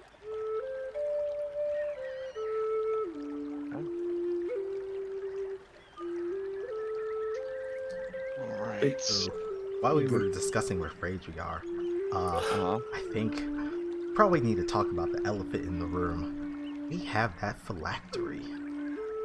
Mm. What? Oh, Yeah, that would be a note. Yes. Yeah. Yeah. Or at least a box that they claim has it. No one's opened the box, right? Nope. wait. Let's not break it up. Let's Oh not wait, break it up. did you open the box or no? No, We did not open the box. No. No one opened the box. Okay. The got it. letter said don't open the box. All right. Wait, are you sure? I thought we did. No, The letter said don't open the box. he did not open it. Wait, then who has the box on them? I think Jert has it on him. Okay. Okay. Because I remember him taking it off of Sarvith. He Yeah. just accepted it like that? Yeah, because I remember you had taken it off of Sarvith and you were tempted to open it, and then we read the letter. It was like, okay, I'm not going to open it. Sick. Yep. But I think Orion would say that we should probably give it to Warkonaw, since that is his patron, and let him handle what he wishes to do with the box. I know the idea was floated to give it to the Shadow Elves, and I think that may be a bad idea. I agree with you, Orion. There's a lot of tension already between the Queen and the Ghost Lord, and I will be upfront. I do not want the Ghost Lord to be our ally, but we do not need to make him our enemy. And if we give the box to the Queen, and he finds out that he has it, or she has it, he may send forces to try and retrieve it, and we do not need to distract the Shadow Elves from helping us by trying to defend for their lives. But there's also the circumstances at which point, since we know the Red Hand has or had his phylactery until we inconvenience them, chances are their forces are with him as we speak. So if we give it to Wargonaw, then well, he'll have to either destroy himself, which thus makes the Ghost Lord our enemy, which we don't want, or he can try and give it back. At which point, we'll send him and his people to wander into the Ghost Lord's territory with Red Hand troops there waiting. If the Red Hand are in his territory, then the best of luck to him. He has proven that he does not care for anyone being in his lands, and they were attempting to blackmail him to be on their side. If anyone has the best way of getting to the Ghost Lord or contacting him, it would be Warkonaw. Yes, and Fanlin, I don't think it's necessarily the case that they found this phylactery in his land. From what I understand about phylacteries in my research, people who have them tend to hide them as far away from themselves as possible as to throw people off the trail. No, that's what I understand as well. What I'm saying is, if they have it, their troops are already stationed where he's currently at. Since if they had it, they can blackmail him. So, but what the letter led us to believe is that he doesn't know that they have it. So, I don't think they would just put troops on his front door and say, "Hey, we have your phylactery. You're going to house our troops." Maybe this is the case. You might not be wrong, but the letter. To know that. Yeah, but the letter seemed to indicate that this was still something he didn't know about. From the intel we got from the ruins, it doesn't seem like their troop movements went into the Ghost Lord's territory. Oh, I'm sorry. I've been misunderstanding this whole situation. I thought that he opened. From my understanding, I thought he knew that they have it, and that they were blackmailing him with it. No, that hasn't occurred yet. From what I think we read, from the letter, they were planning to blackmail him to use him when they attack Brindle. That seems I'll make this real easy. I'm going to use my. I'm sorry. I'm just going to make this real easy. I'm going to use my keen mind. What exactly did the letter say? There you go. Yeah, because I don't even. That way we don't have to speculate.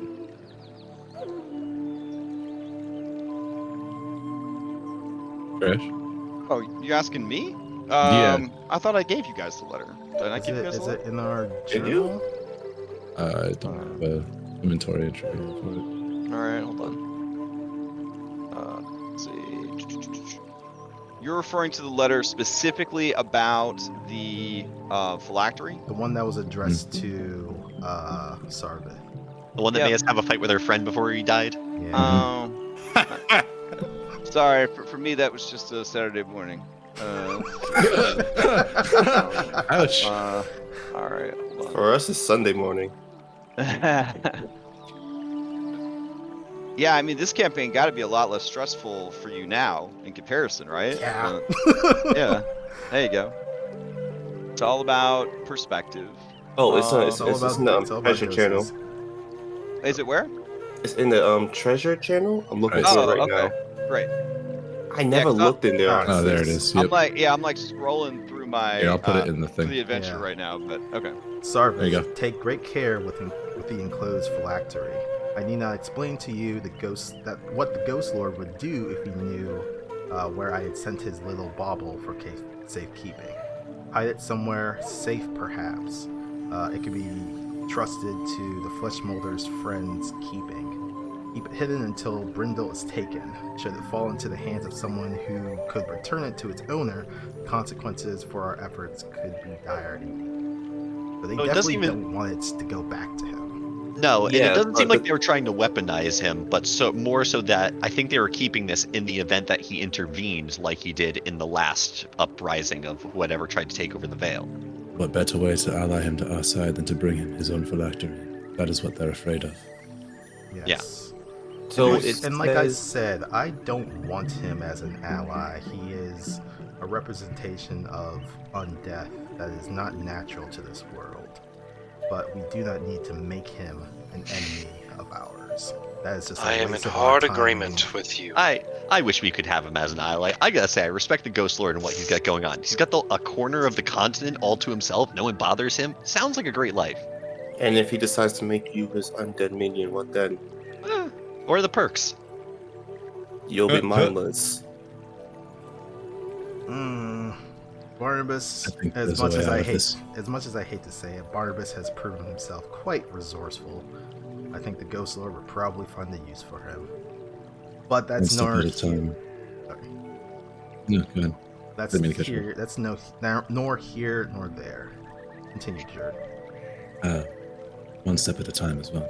I think we should deal with Gomek first before we speculate on how to deal with this. We're wasting I agree. daylight. Yes. Let's get on Agreed. the- It seems we're going to be a little divided on this topic, so There Let's get is another thing here. What is this Brindle? It looks as though it's going to be attacked next. We should move to defend it as soon as possible. That's our intention once we're done here. It is one of the larger human settlements to the east. no, Brindle. Brindle's a very big city. You grew up there, did you not, Layla? Yes, I did. It could hold out a lot longer than Drellin's Ferry, that's for sure. If they're planning an attack on it, it's not going to be as easy as mowing down a farm town. It'll take a little longer. But with the troops and the quality of troops that we have seen, it most likely will fall. Especially if they throw Yes, dragons and but- giants and chimeras at it. Ooh, I mean, yeah. but it will still Brindle- take longer Brindle to is organize. a large city with a wall on 3 sides and a river on the 4th. So it is very formidable and well defended, and it is built on a hill. So the most important structures are built at the very top of the hill, and it's one of those cities. I can't remember the one from The Witcher that was built on it, Witcher 3 that was built on a hill. But there's stepped piers in the city as you kind of go further and further down. But the more important stuff is at the very top of the hill. Oh yeah.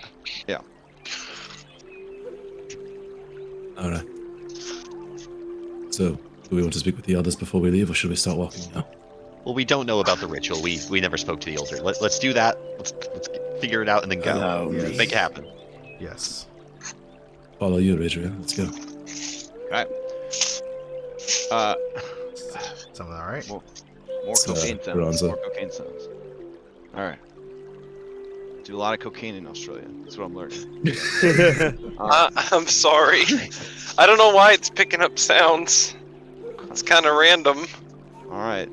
I consider like using your push to talk button then. All right. So, you guys go to meet with the elder. The elder, who is accompanied by Komodo, looks to all of you and says, "The day will be warm. The sun will smile on our efforts. What would you do, heroes?" We would like to know the ritual, so that we give Gomek his medicine peacefully. We will hunt, we will serve for him. He will devour, and he will be cured. So, I don't want to say that the lizard folk are racist, but the idea of a non-lizard folk performing this very important coming-of-age ritual of the lizard folk people is very radical to them, right? They've been doing the same thing the same way since dinosaur times. So this is just sort of like, you could tell that it's not going over his head, but he sort of wishes it was, so that he wouldn't even have to process your request. And he just kind of looks at all of you, or they look at all of you, and they say, "This one is confused. None of you are lizard folk. All of you are great warriors of age. To perform the ritual, you must be young lizard folk, ready to prove yourself, ready to step into the role of an adult and take on greater responsibilities and dangers to protect and to serve our community. If you performed the ritual, it would be as if a deception was being made against our god and our culture." Major looks back to the party, and he looks at you all, and you can tell that it's not going well, and you see in his eyes the weariness of a very, very old guy, and it looks like he's about to snap on this person. Or if you guys want to do a peaceful option, or he's going to intimidate the old man. Just if you ask don't him. stop him. Ask him for a young lizard to prove along with us. We'll help them on their proving trial, kind of thing. AKA, we can also put them on the B team if they succeed. Yeah. We really need to start collecting. If grab none this are little one. available, we could do this to honor the two that fail that never got to do the proving. That is a fallback. I miss checks. Major lets out another couple of grumbles, but before turning towards the elder and saying, We will take with us one of the young. We will see the ritual over, not perform it ourselves. Oh, okay. They nod and say, "This one sees the wisdom in your decision." I tug on whatever is kind of like loose on Radriar's leg because I can't reach up and say, can you get like a time frame on this ritual? But the young one who makes this journey cannot be assisted in the hunt by non-lizard folk. You must not interfere in the hunt or the presentation of the offering. But if the offering and the ritual lures out Gomek, then do what needs to be done. If that's being communicated to us, and I think that's probably good, we should help in making sure that this succeeds, but not interfere. That's the gist of it, right? Umex chuckles and says, "Oh, it's a good thing they don't understand deceptions. We'll just have Jert find the easiest thing and have him just sort of herd it right towards the creature, maybe beat it up a little bit, don't leave any marks, and then the kid will just take it out, no problem." And it's doable.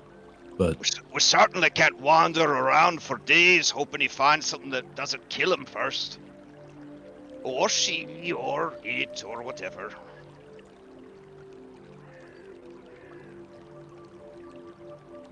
well, I don't disagree with that method. I think it would be dangerous if we were to get caught. How could they catch you? You're basically a part of the wilderness, eh? He shrugs and nods. Fair.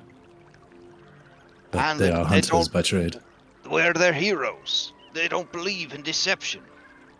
No one likes to talk to you. It's a perfect crime.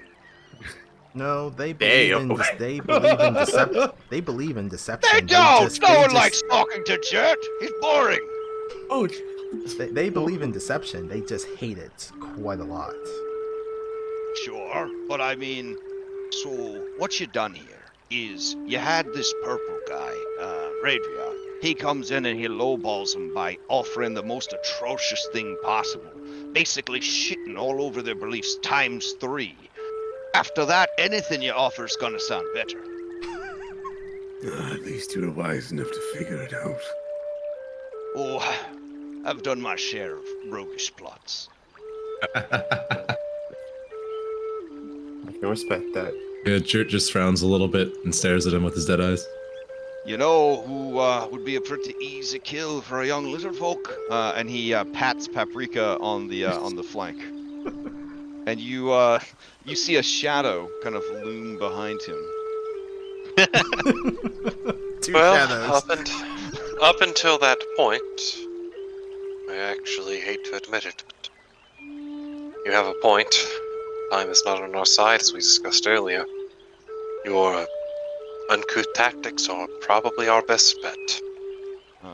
Yeah, I'm on Team Umed. Rafina clears her throat and says, but the issue might not be in doing a deception to the people that they never know about, but interfering with the magic of the ritual itself.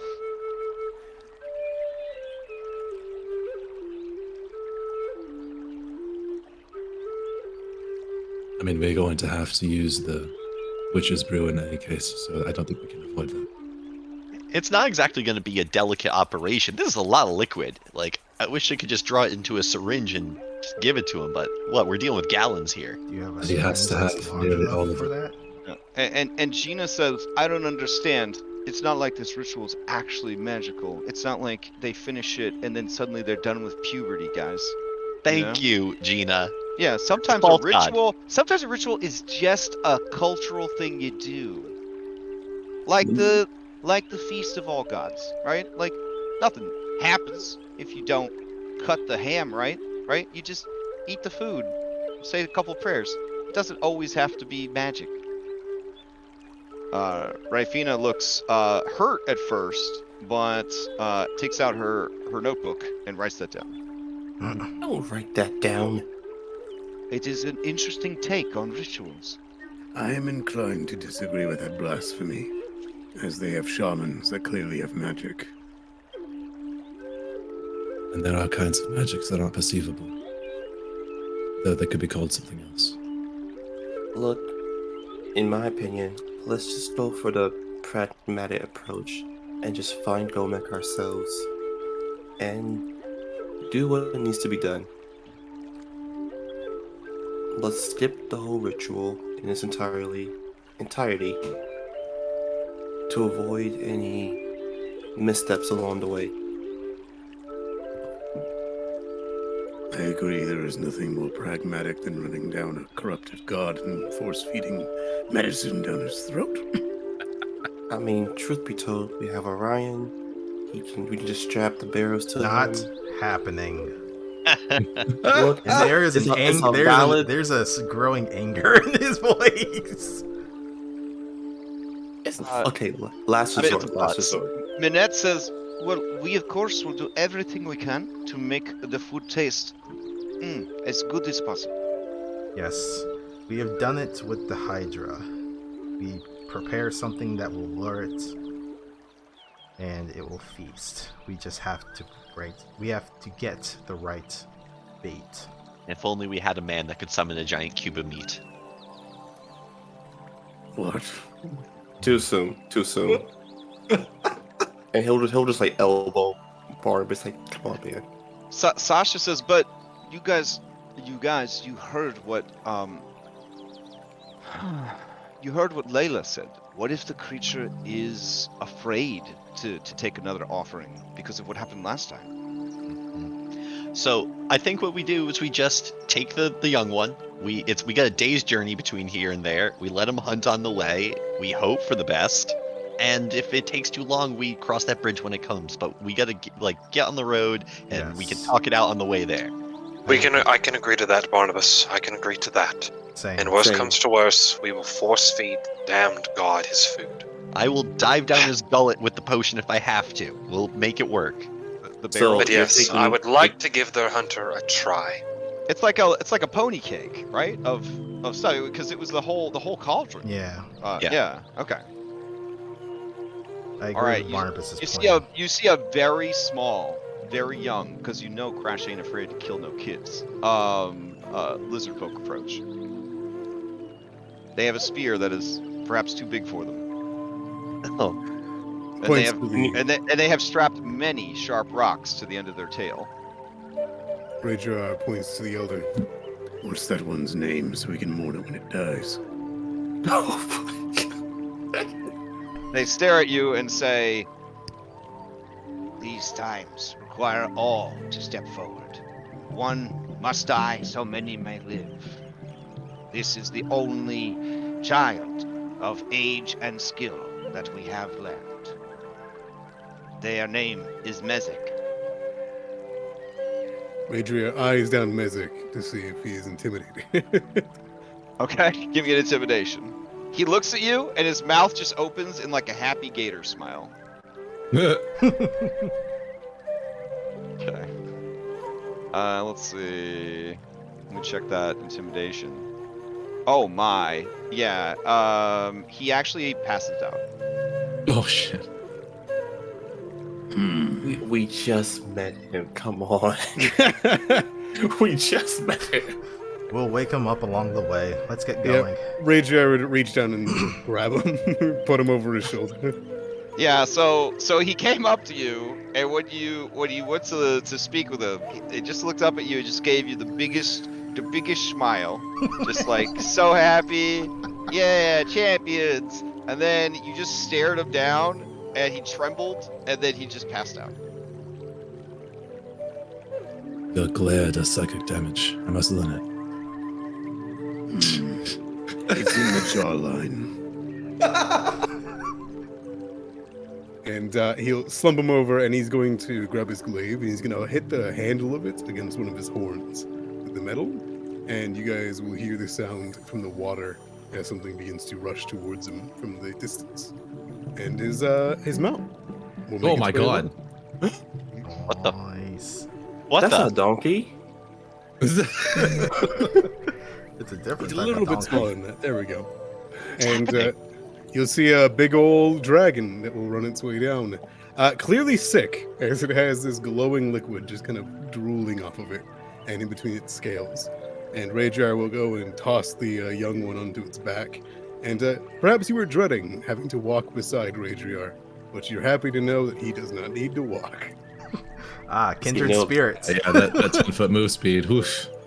I mean, you know, donkey was still alive. I have too. Just saying. And you will plop the. Yes, then you took him to a Hydra fight, and I shake the jar. Lord, we gotta do something about that jar, man. When you look back, and amongst your number, you see this very big, very angry, but yet very tender lizard folk, Komodo, the lizard folk champion. And he just seems to have inserted himself into the group, like he's ready to go. He did not ask permission. Well, Does the he want to Lord be of- team contract? You see a pop up, and it says Komodo lizard folk champion is accompanying the party. Rajar turns around and gives him a stare. Okay. This becomes Guys. more JRPG as by the second. I want to see how he does. Okay. You got a 22 on your intimidate. He got a 26 on his. Oh my Hey. goodness. Rajar gives him a soft nod. There you go. Oh, there we go. Yeah. Mhm. This one will Crash. Yep. Would a whole minute have passed since this guy has decided to join our group? I mean, eventually a minute would have passed, yeah. Okay. Trying to make this boy your meat shield? No, I'm just asking. Okay. Well, I'm- as a matter of fact, I'm pretty sure a minute will transpire over the course. So Yes, that is how time works. I just want to use know your enemy opening, just to Okay. see how Stanley compares to him. What an A5e ability. Actually, Alright, this is Oh my That's god. That's Battlemaster, raw Battlemaster. Oh, really? Is that just regular Battlemaster? Yeah. Oh, No wow. one uses it. That's No why. one plays Battlemaster. Okay. I play on Wednesday. I just got the ability. Starting at 7th level, if you spend at least 1 minute observing, you can learn certain information. The DM tells you if the creatures are equal, superior, or inferior. So it's a dick measuring power? You have a dick Yeah. measuring power, basically? Okay. Correct. And you're into that. Alright. Let me We'll see. make use of it. Let me put your dicks side by side. I normally charge extra on OnlyFans for this, but sure. I'm Let's gonna see. compare strength and constitution. Okay, strength and constitution. You are stronger than him. He has higher constitution than you. Stamina. Okay. Okay. Got work. Well, Got work you on also- that. You also are possessed of superhuman strength. A 20 would represent the strongest person, like, on Earth right now, I would assume, right? Or, pretty close. I'm sure there's people through modern science and, PT training and all that are stronger than a 20 strength sword. But you would be in, like, the top 1% of strong people in the real world right now with a 20 strength sword. You're just tremendously strong. But yeah, you are stronger than him. I think you should be worried if you use that ability and someone has a higher strength sword than you. I really should. Yeah, you definitely should be worried if someone has a higher strength sword than you. Okay. All right. Well, it looks like you've got an entire brigade of dudes here. So is the intention then to Autobots roll out? Damn Okay. right, it's time. Okay. So as you guys transform into your various vehicle forms to head out, we will take a break. Very good. Barnabas, see my message in Discord. Will do. So, Ark, you won't mind if Yeah. Thalen occasionally asks to mount the mount, would you? I thought you were gonna say measure dicks. No. No, okay. Oh, no. Trust me. I'm already getting private messages from him comparing his dick to you guys. So he knows everything about you now. So this Know dude your just enemy. staring you down, just staring you all down. I mean, you can ask to ride the giant crystalline dragon mount with drooling and leaking. It's definitely not sick, and you'll be fine. It's adorable. Just make sure to get your shot afterwards. Look, I miss before. Donkey. That's it. No, you'll have to ask him for sure, but maybe. Yeah, it seems like he's an intelligent mount. Yeah. Very. You Of think sorts. Yeah. And when I mean very, I mean 6. you think if we were to ask the Star Sanctor to resurrect Donkey, she would do that? I'm gonna go out on record and say that's a bad use of our clout with Star Singer. We can. You were going alone try. for that. We can try, but we have to get I- her to like us first. I just don't want to burn through all of our goodwill for a donkey that's gonna die in the next encounter. I love him as much as you do. Okay. Yeah, you're right. That's. I want Donkey back as much as you, Thanlin, but we got to do it smart. Okay, then we just. Okay, how about Griffin mounts? Again, we gotta get her to like us first. I mean, if we tell her guy died, that's. Well. Oof. Yeah. She really like Guy. Don't worry about it. You know what? What if we just say that he went on an extended vacation? You know, he got injured real badly.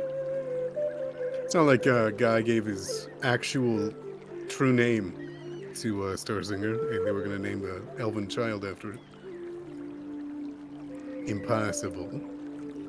Wow. Ooh. Hmm. Damn.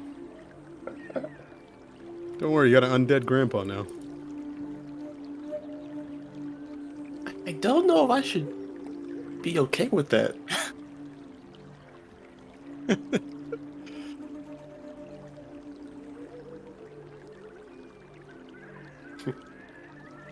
I'll be right back. Same.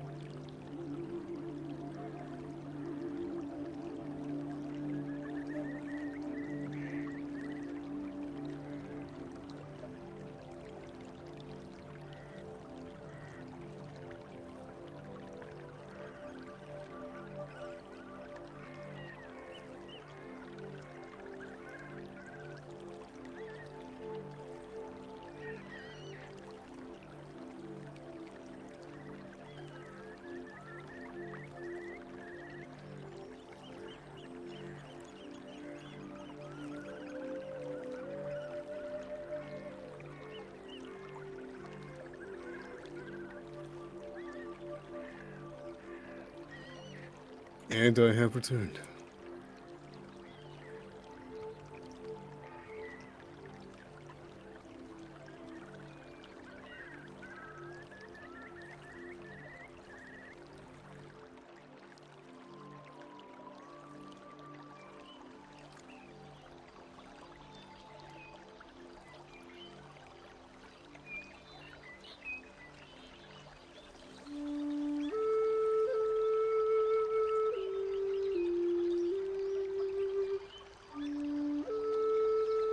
So, Guy, before our next long rest, put some thought into what properties you'd like your armor to have. You can You choose told me 3. that. Okay, it's gonna take some time to adjust. You're gonna need to accept that.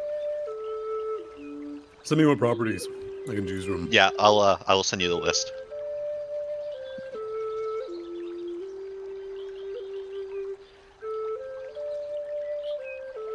You have to let him go.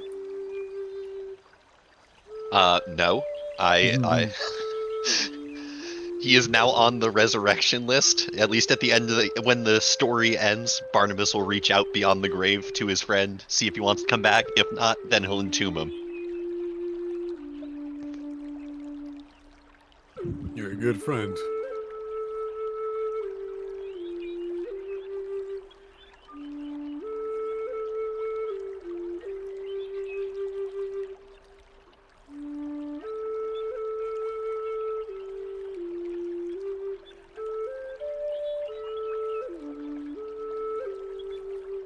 What is death but another puzzle to be solved?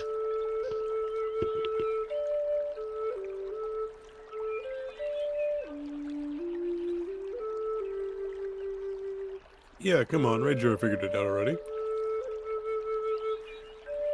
Jeez.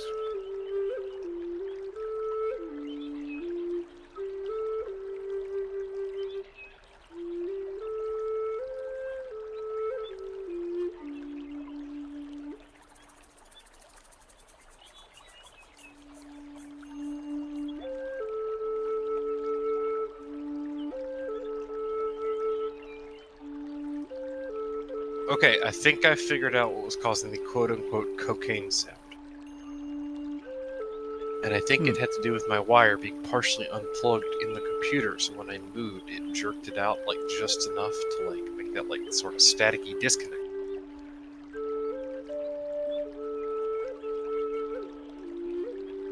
Yay, maybe fixed. Sorry about noise today, everyone. Okay, and it doesn't seem to be doing it right now.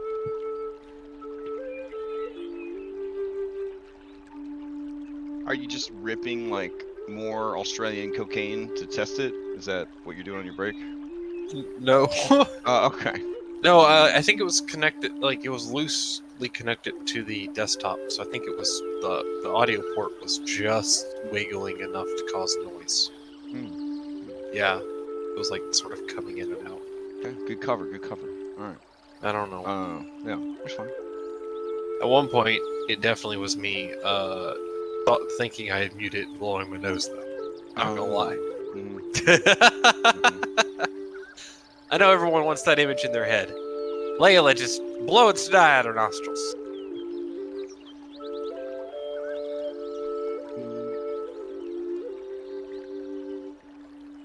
Okay. We got less than a minute left. Let me see if everybody's back yet. No. Still have quite a few people that are gone. All right. I just got back.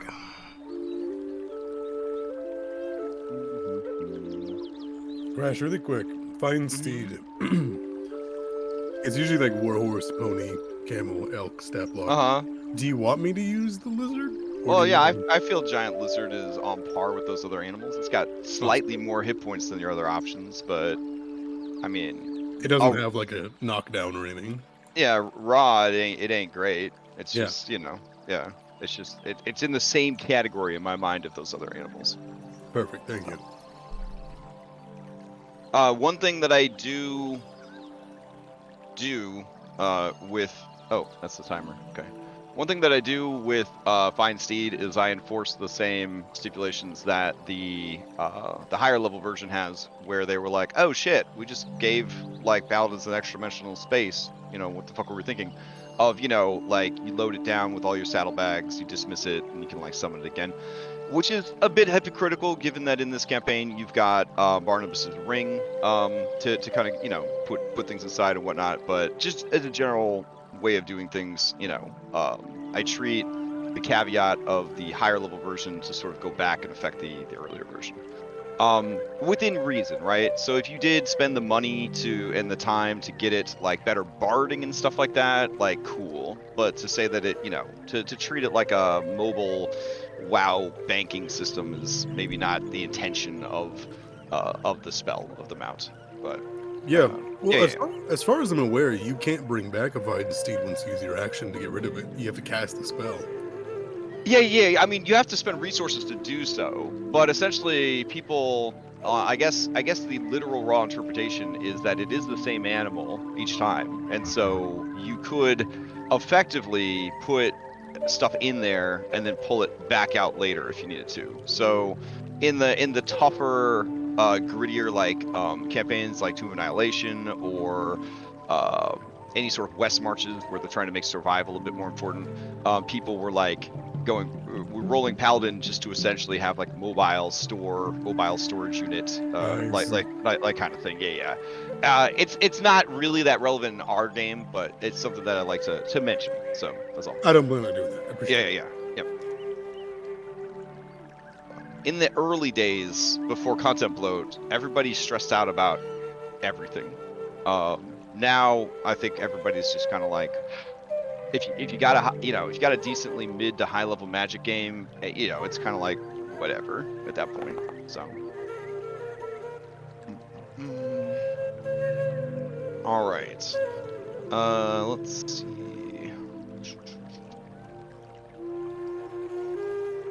Okay. I think we're all back. All right.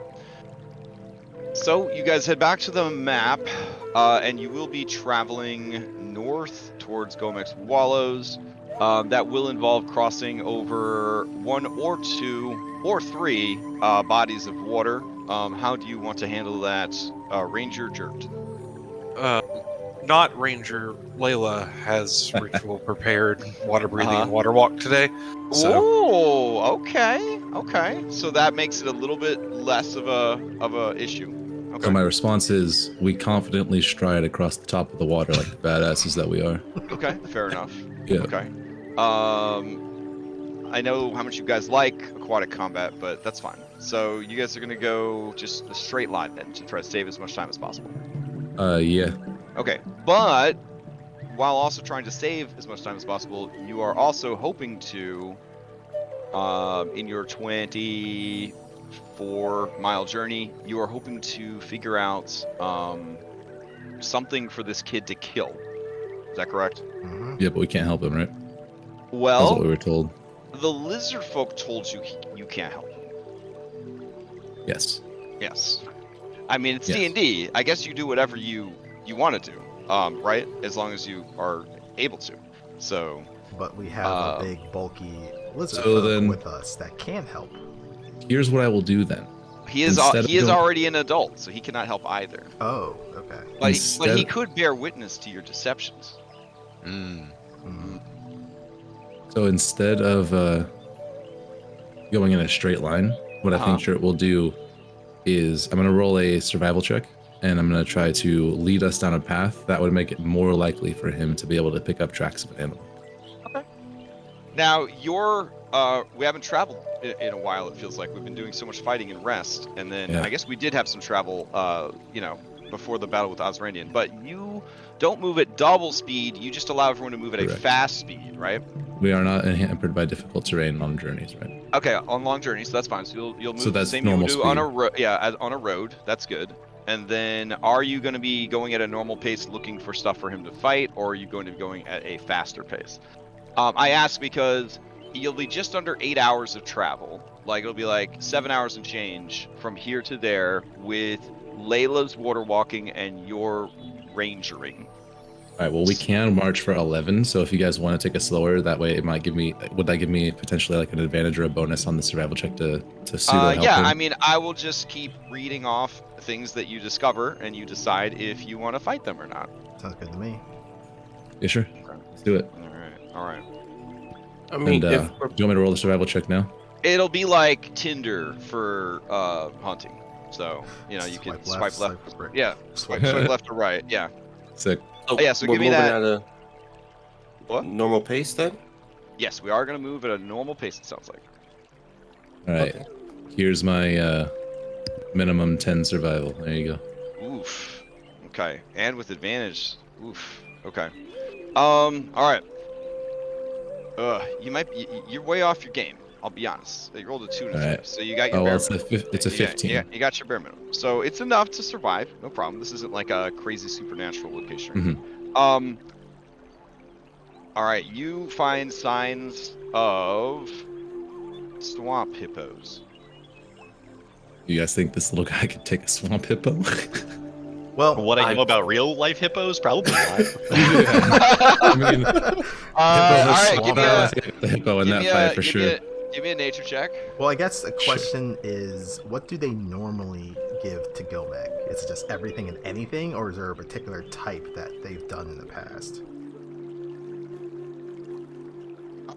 It's whatever they feel would be proof of their skill as a hunter. Okay. So it's very personal to each lizard folk.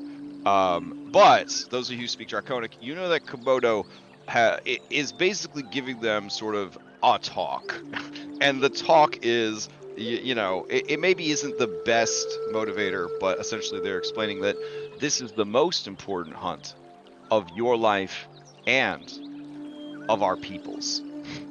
So there's a lot of pressure on this kid already, and that you will need to find something large and meaty and enticing. And so that's what the kid is hoping for. Something large, meaty, and enticing. I mean, a hippo's Jer- gotta be. With your knowledge, nature, there's hard to beat that in the meaty and beefy department. The problem with the hippopotamus is the creature is aggressive. So if it does want to catch you, it will start moving real fast. It has very strong bite, and it will hold you in its mouth and just basically crunch down on you till you die. If there's water nearby, it will drag you into the water and drown you, almost like an alligator.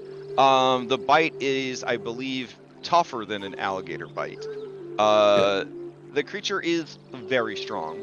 some might say as strong as Stanley.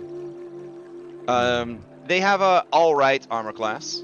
Nothing to write home about, but you'd put it, if it was a game, at about a 14. And they have quite a few hit points. Very beefy. If you had to quantify that, I would say that they have about as much HP as Claude. Okay. A single one. And I mean, God forbid the kid try to fight more than one. Yeah. But the way I see this is the hippo or a bear is the minimum size we'll need in order to stuff it with the amount of liquid we have.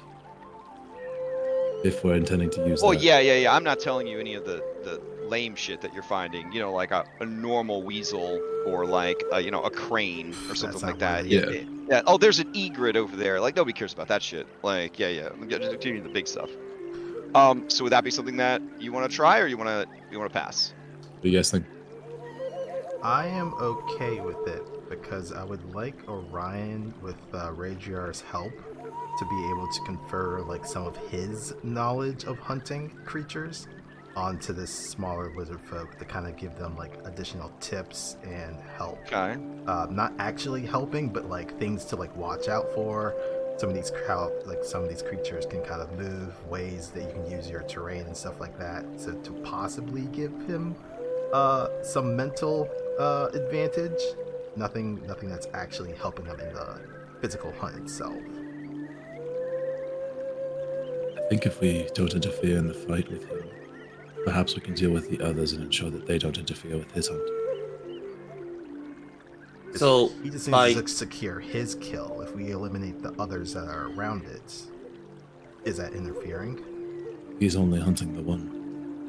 I mean, ideally you would isolate one for him, under the guise that he was fortunate enough to find it. Because again, him and the lizard folk that's with you, Komodo, they don't want anyone to interfere in this ritual. Yes. But if Team Nature were to go off with Jert and maybe sort of lure one away from the rest, it might be something.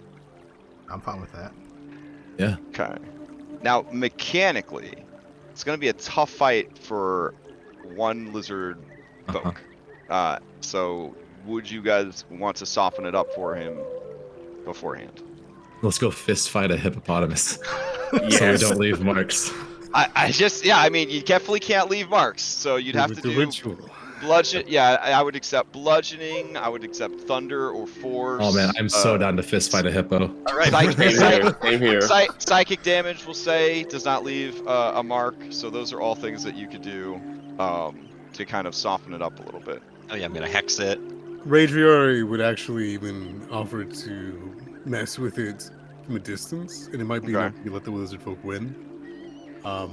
Like bane it. Okay. Oh yeah. I will not be any help in this because I am a dex boy. So That's I'll, all right. I'll That's be all of us. slapping it with zeros. Actually, no, negative No. ones. We don't want all of us to go anyway, because then it'll be suspicious to just leave them here in the forest alone. Yeah. So me and Jert go in and we just fist fight a hippo. Is that what we're doing? We should bring Layla, at least somebody with us. I She's gonna probably fist can fight a do hippo. Yeah, I'll come Alright. with you. In case things go south and you need to get healed or something. Well, we I'll always come. bring our doctor everywhere we go in case we get hurt. Okay. Oh, also worth mentioning, Hippo can hold his breath for 10 minutes. I'm not going to contribute to this. I think the boy should do it on his own. If this Damn, is too okay. strong for him, then we should find something else. I don't know, like a quipper fish. Surely he could snap the neck of one of those. That wouldn't be worthy of the sacrifice, that's the point. The problem is the things that are worthy are beyond his capabilities. I think There's this is no a way good he could do this level. by himself. It's a good level of morally gray. Let's just I say give him a little help. What would be the difference if we found a wounded one? Wounded by nature. that's what my idea was. Something that was injured naturally. And if he's able to hunt that one down, all the better. Then we can could attempt to find a keep lane. Then we could find a lane creature. I mean, how much Sick. time do you want to spend studying the hippopotami of the swamp? I mean, I could make one you with guys this. told me that you were putting a 24-hour time limit on yourselves, so this is the first one that Jert has found. We could make a crippled hippo with this, and he pulls out the Fomorian eye. Oh my god. Oh my goodness. That could work. Yeah, it could work. That thing crippled and baned. I think it could work. Mechanically, I don't think it does any of the curse things. That's more of a flavor item. It just does psychic damage. That's fine. It doesn't leave a wound. Yeah. Fine. It'll soften it a little bit, yeah. That's good. I like that. It's the only thing I can do quietly, really. As much as I want to fist fight a hippo, I like this idea. I mean, we So- can still find. I mean, we some can hippos still for do you to that. fist fight.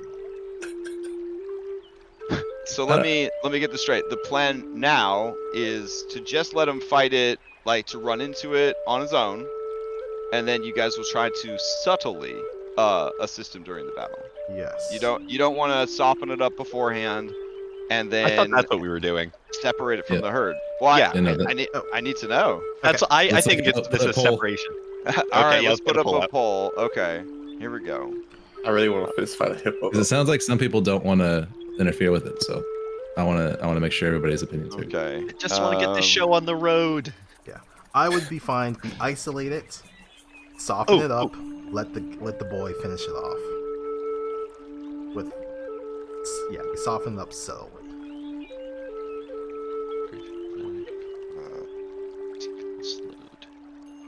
It's not gonna help. Okay.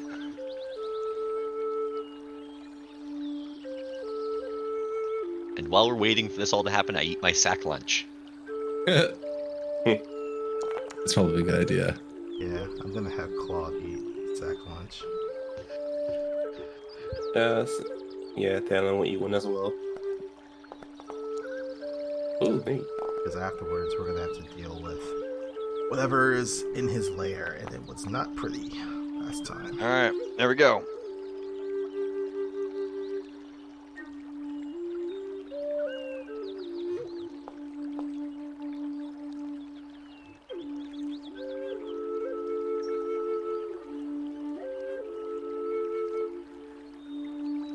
All right, that's 6 votes, and that is. Oh, they're moving around, but that's it. Oh, okay. Looks like 3 for soften up and separate. Okay, so we're gonna soften up, and we're gonna separate. Got it. Sick. All right.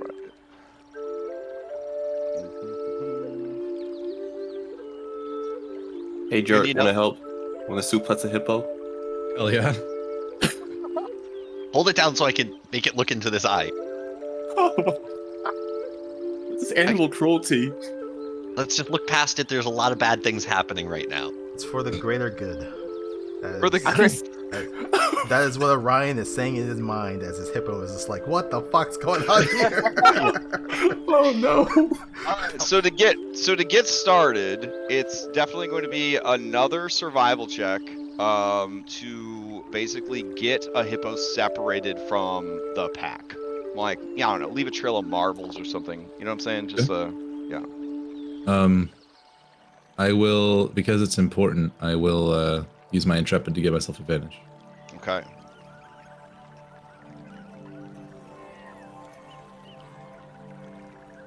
Alrighty. Oh yes. So you got you got that 20. You did fantastic. Tell me how you lured this this hippo off on its own. First, we got our small group separated off from the rest, and then once we were out of sight and earshot of them, Jurt would first start by going around the outside of where these hippos were kind of congregating, and then make noises, move twigs, and toss rocks into sides of the water to move the ones on the outskirts of the group more away from the one we're targeting. And as soon as it's left on its own, Jurt will use kind of like splashes in the water to attempt to mimic fish or something that it could get at to lead it towards the edge of the water. Because I doubt it's going to be easy for him to lead it out of the water if that's where it's already at. So he wants to get it as close to the shoreline as he can. All right. Sounds good.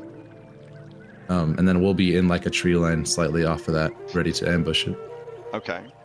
And then after you beat it up would be another survival check to sort of herd it towards the rest of the party, or leave it disoriented and confused enough that he'll stumble upon it in the natural course that they're walking. I'd So like, yeah, if basically, we can. so basically, you were like, "Hey, help me scout ahead." Wink. Mhm. And then you told the rest of the party continue to head north, and then you know generally where to herd this thing that they'll run into it after Yeah. you beat it up. Yeah, Okay. make the two lines converge kind of on our path. Wonderful. Okay. Alrighty. Man, now that I think about it, we're really fucked up people. Why? This I'm is hunting. how What do you this is mean? how hunting is. Like hunting is killing animals and stuff. Yes, but with our bare hands, we're just punching a hippo. I mean, that's what they had to do Hey, in olden this- times yep, before they the started making circumstances. weapons. Yeah, I guess literally at the beginning of all time, when human beings, That's the 12,000 plus years ago, they had to punch hippos. No, they did not successfully. that's punch the hippos historical then. art I want to see. Of a guy fucking boxing a full-ass hippo, like. All right. The fact that Orion can actually hear. Wait, no, Orion's not with us. I'm Never not. mind. I'm not part of it. Yeah, He it's doesn't just wanna you, me, hear. and Barnabas.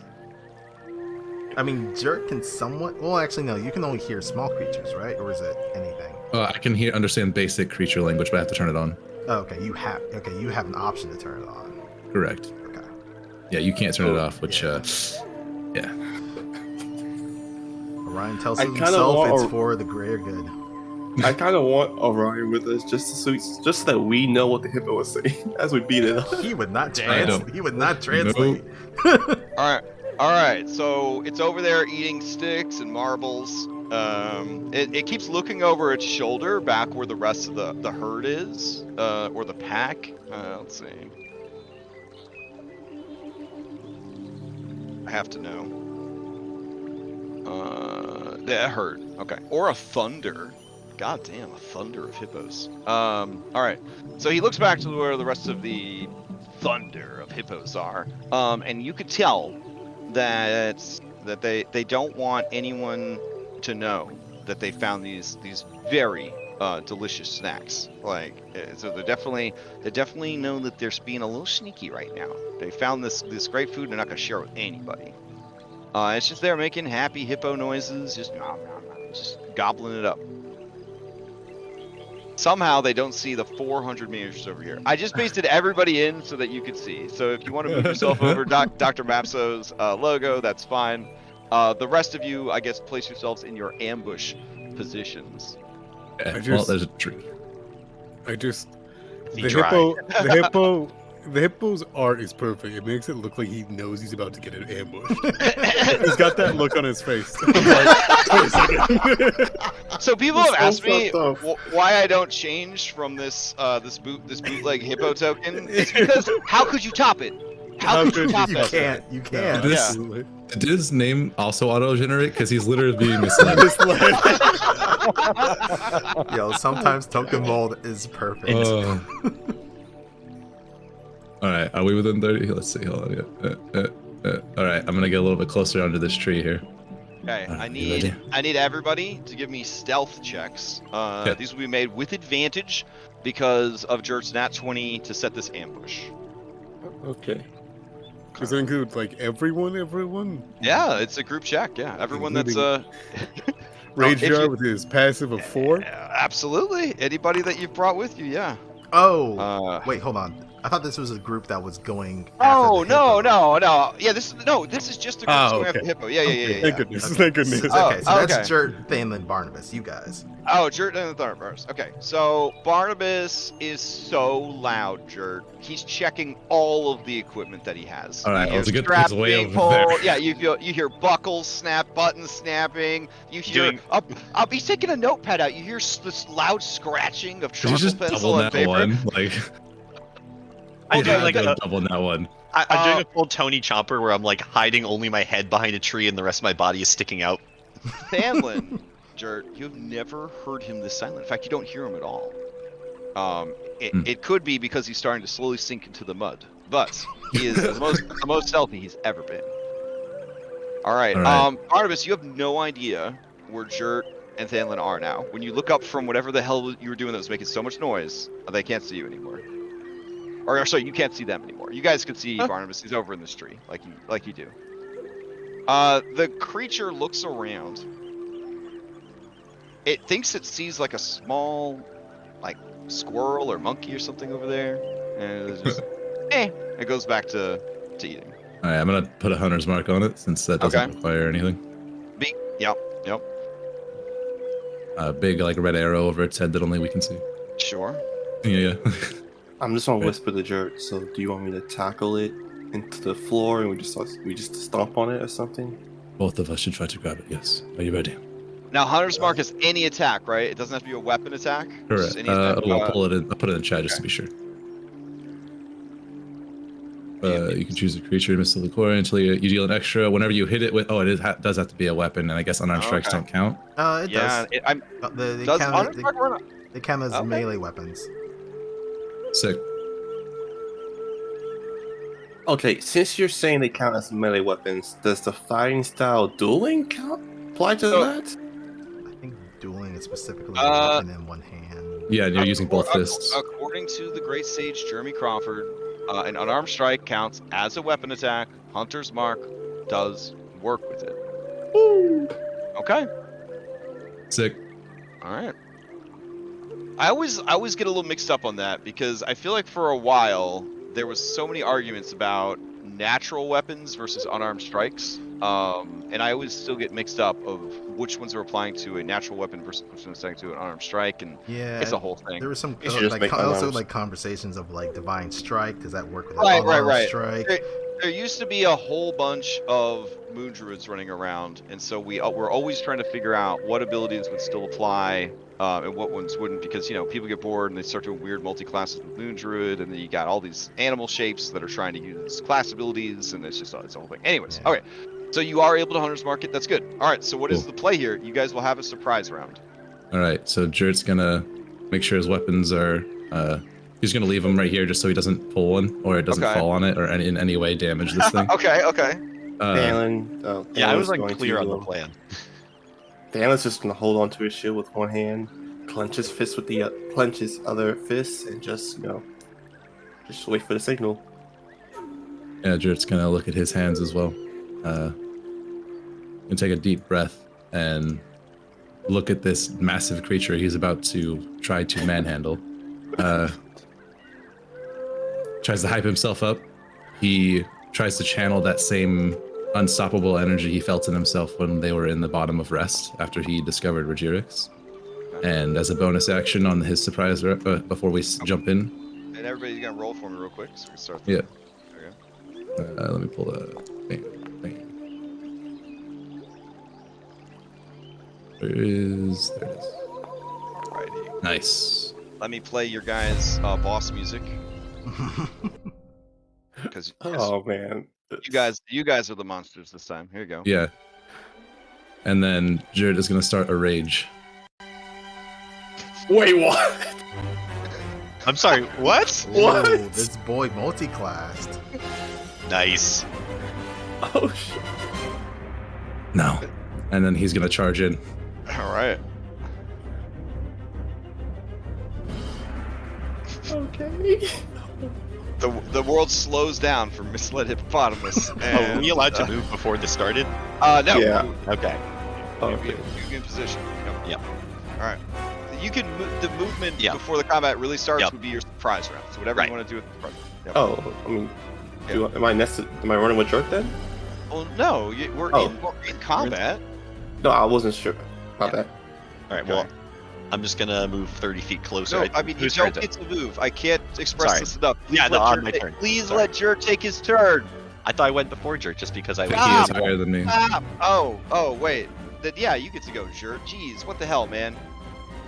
All right. I'm so sorry, Barnabas. Jer owes you 100 gold. What? Barnabas, you're up first. What do you want to I do? thon he was with. Okay. All right. He I won understand. Yeah. Alright. All right. So I'm just gonna try to get 30 feet closer. That's not the right keyboard. 6. How close am I? I am 55 feet.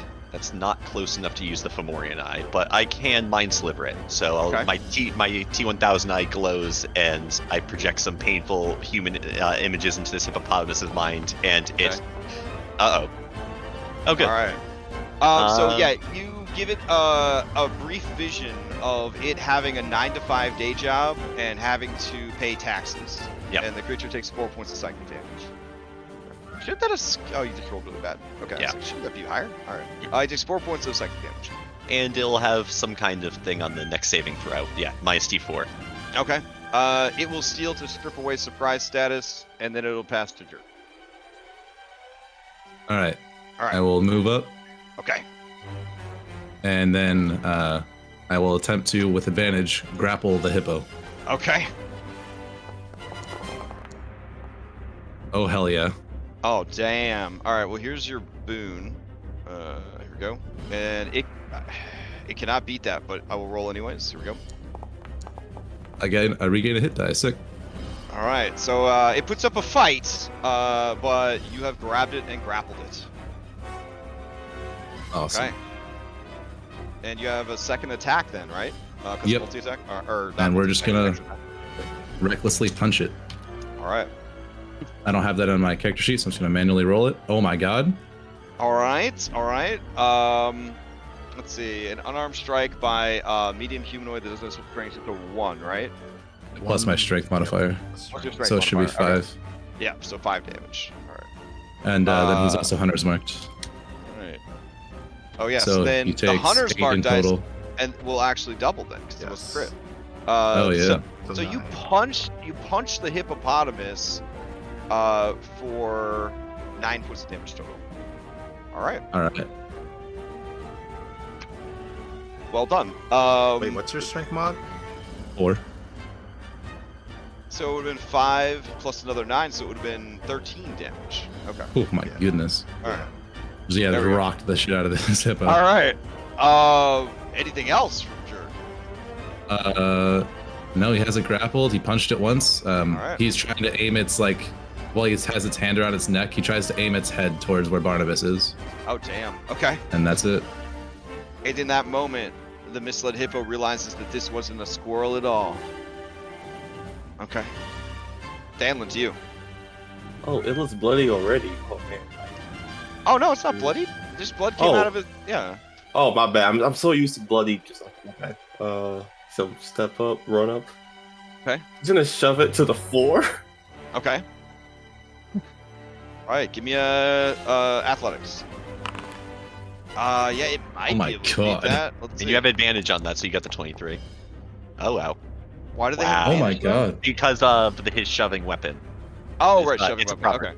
All right, so it resists. It is a mountain of meat unless you your pride wants you to succeed. I don't know, but here's the boon. Up to Sanitas. Wow. Oh my god. Oh, okay, well here's the hippo's boon, and here's your cost. You lose 2 hit dice. Okay. Okay.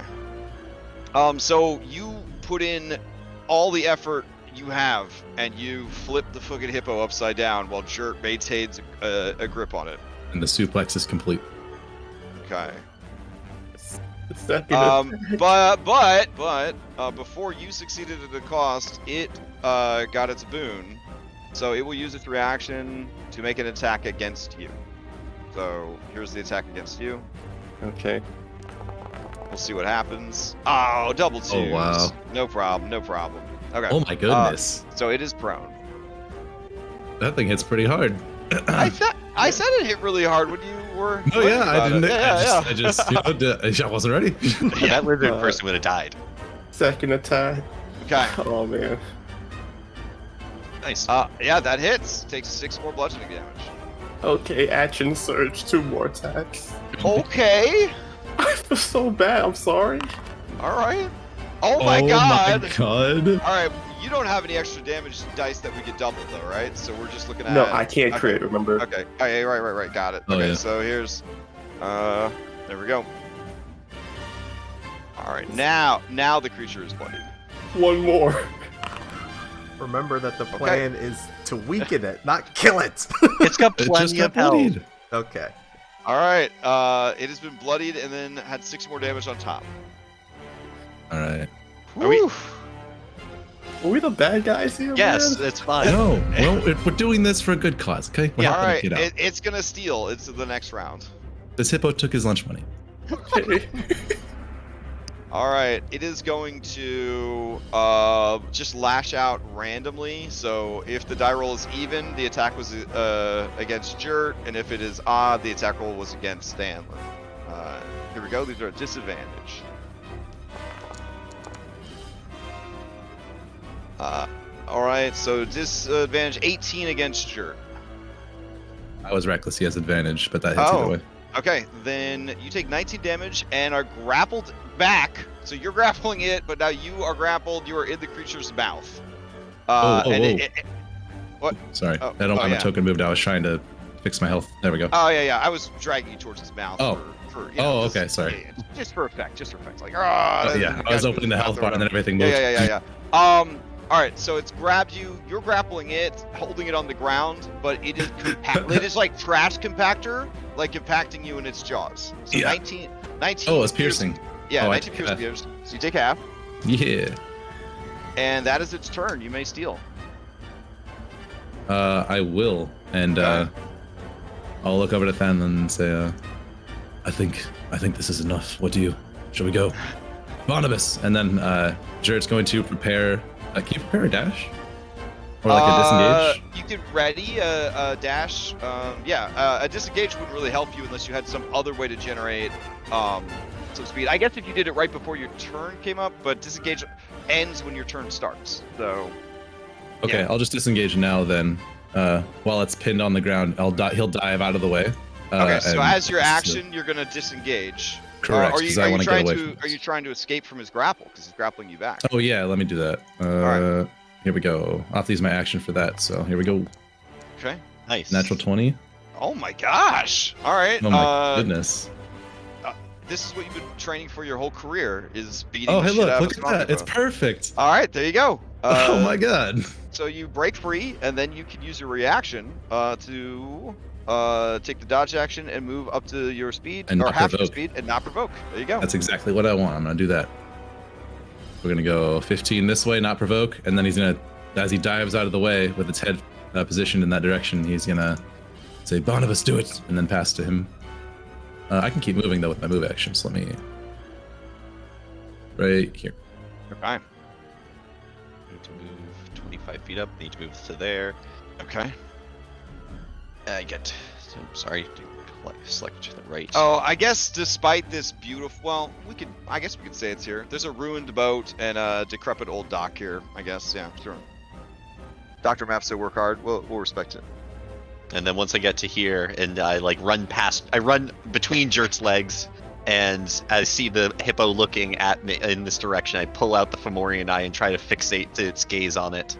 Okay. And think to myself, I really need to get this in a more transportable size. Oh shit! Yeah. I've never rolled that well. Oh no. That's All what I right. was saying. Oh, sorry. I swear to God, if you kill this thing, Sorry. All right. Yeah, that was. Here's the save. All right.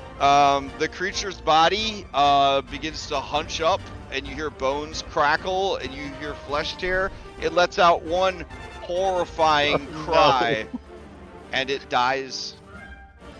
I look back at Jer. I'm like, you might need to find another hippo. you Alright. didn't have to Oh, use the I think I have a hear healing something spell, in but the I think this distance, thing young just straight hunter. dies. Your prey is probably close. I didn't know it does Yeah, that right. much fucking damage. Yeah, Alright. right. Yes, it's never done more than like 14 damage. You hear from nearby the sounds of the other hippos reacting to this death cry. All right, They are we're in it. once they catch sight of you, they will get a bonus action dash. They are heading towards your location. Radriar pushes Mizik all over the mountain. It's time.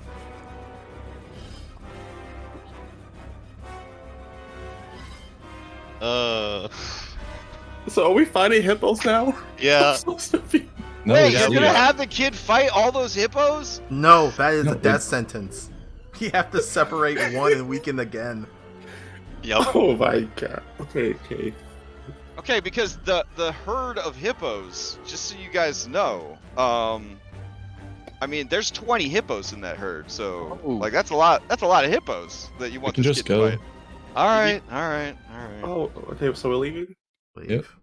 Do you want to fight? Do you want to fight 19 No. hippos? I just don't want to waste anybody else's time because Okay. I'm sorry. I'm sorry about that. The story is being told.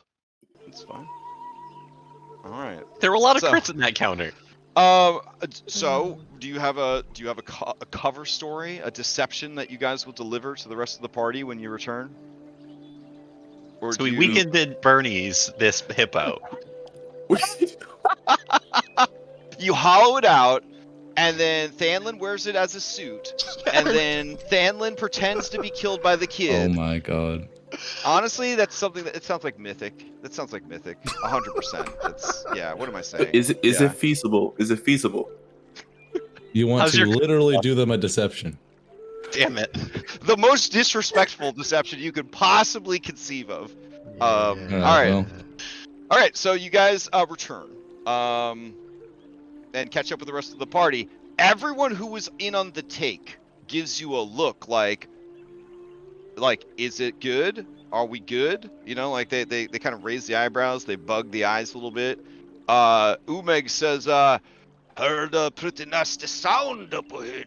Sounds like a real fierce beast. Might be headed our way. Hope the kid's ready to prove himself. Arbus looks away dejectedly. Proving We are may a great have- coming of age test, so We may have overestimated Jert's strength. What do you mean? I wasn't even the one that killed it. I was running away. Hey, look, you crit it like twice, I think. So, You also Barnabas- accent surged.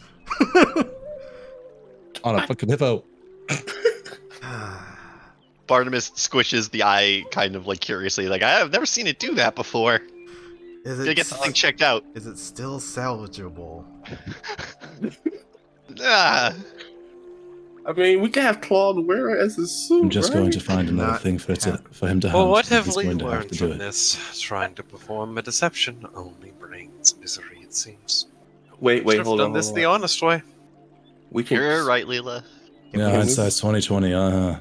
Can we revivify a hippo? We don't have any diamonds. We're wasting the staff on that. Is it possible to say that it was very sick or infirmed or injured? Is it I don't- possible? It's possible to say anything you want, but It's they dead. killed the hippo. Yeah. Like what? How does that change anything? I'm trying to salvage the situation here. Just find something else for him to hunt and hope he doesn't die. And then if he does, we were all wrong and it doesn't matter. Okay, okay. Alright. What if we pretend the hippo is sleeping, turn it on its side so that it is facing away from him, have him come from behind, stab it, and there we go. It's Jared dead. starts walking. The other problem is I think I hear a herd of hippos coming towards our location. Oh, you don't want him to mess with the hippos, do you? I mean, or is he tough enough, Jert? And you see him bug his eyebrows at you, like start waggling him.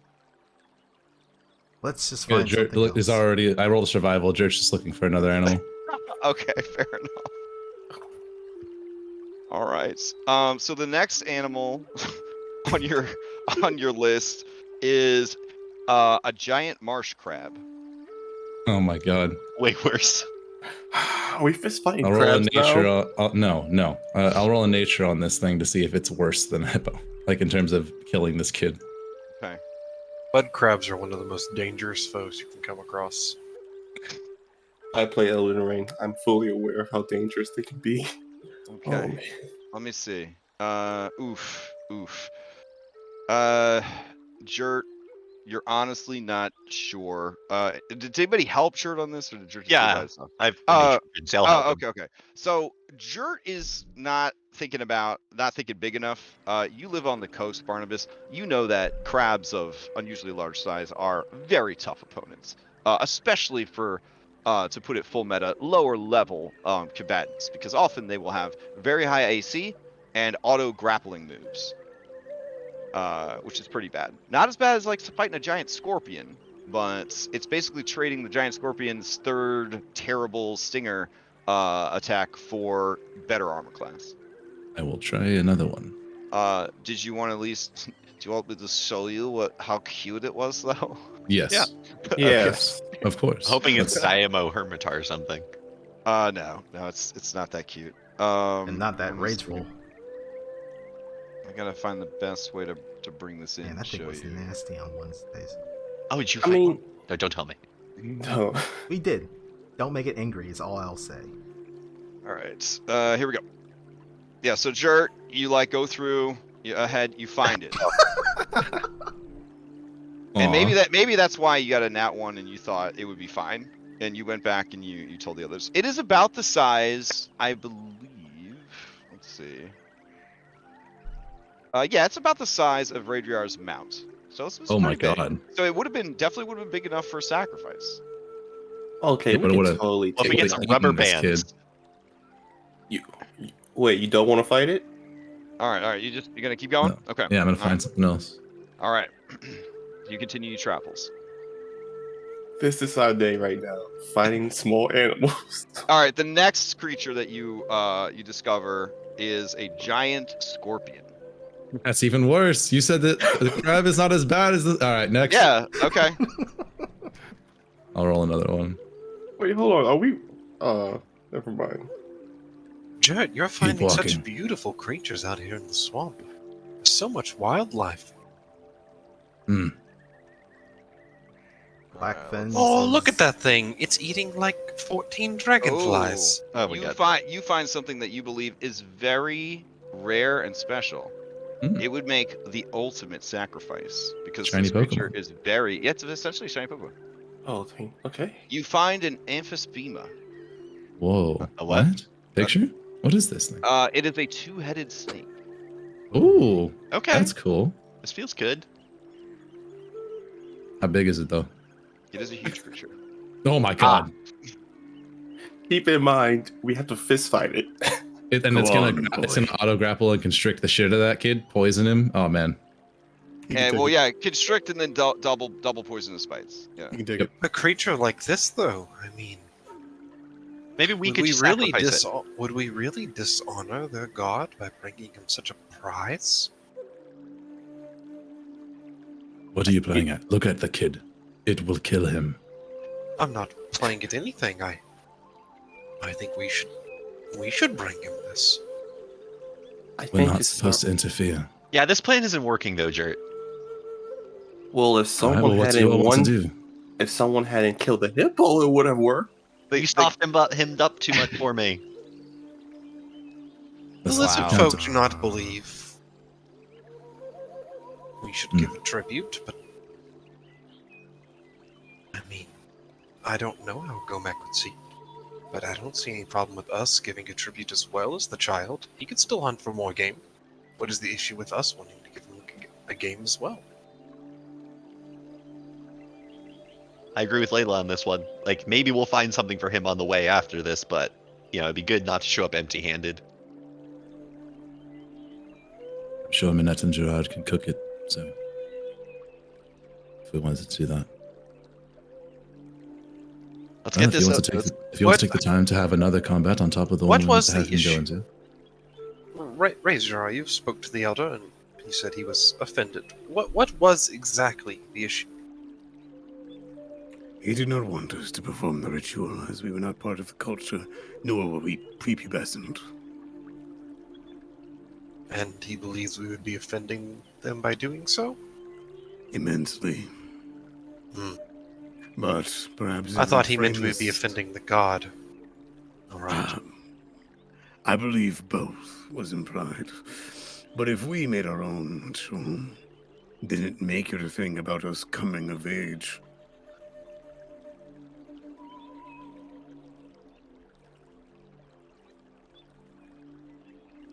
Well, I'm not seeking approval of the god to We can gain spin it. its... We can spin it that we're not trying to do the coming of age ritual, but we are coming to gather its aid in our future conflict with the Red Hand. And then we use the kid and his hunt and sacrifice to solidify that agreement by showing that we're willing to work with them. Yes, they're people. Very well. When we kill this thing, And we find something for Mesic, was it? To hunt Mhm. as well. All right, so we'll fight this, and then I guess double back for one of the smaller things, like off to the side. For him. I think for you guys it would be a relatively easy fight, but so it should go pretty quick. Right.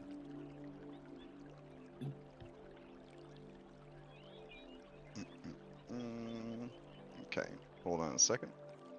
How intact do you want to keep it? Do you want to also like fight this thing without weapons, or does it not matter since we're gonna cook it and stuff? We can just knock it out. Okay. Okay. If you are not interested in a battle that you would be absolutely overqualified to do together, we can simply just do essentially each of you makes one attack roll or action that you would have done in the battle, and then if you were good enough to succeed, then you would have flawlessly participated in the battle. If you fail that, then you would get, we'll say, one roll on the consequence table or something. But we could just go over to the map and you guys could fight it. No, that skipping I'm over fine it. with that. Same. Well, Yeah. With hand wave. You want to hand wave it? Is that Yeah. what you're saying? Okay, Yeah. all right. Just keep going. It's good to All feel right. too strong for a fight. Okay. For once. After that dragon fight, I'll take any. Yeah, that's what the hippo was about. Just trying to... was just Yeah. getting frustrations out A little bit apparently. of redemption. Okay. Oh, that's cute. Let's tread on Gonna it. die. Yep. You said this thing was a huge creature, correct? Correct. I think Orion is going to summon Sir Hiss to attempt to constrict it, aka Kaiju Battle, while everyone Okay. else just Dope. donks it to death, or Dope donks AF. it to unconscious. I like it. Yeah. Snake on snake action. Got it. Okay. All right. Anyone else? Standard affair, Hex and Eldritch Blast. All right. Throw them into chat. Pretend that it is your turn in the combat.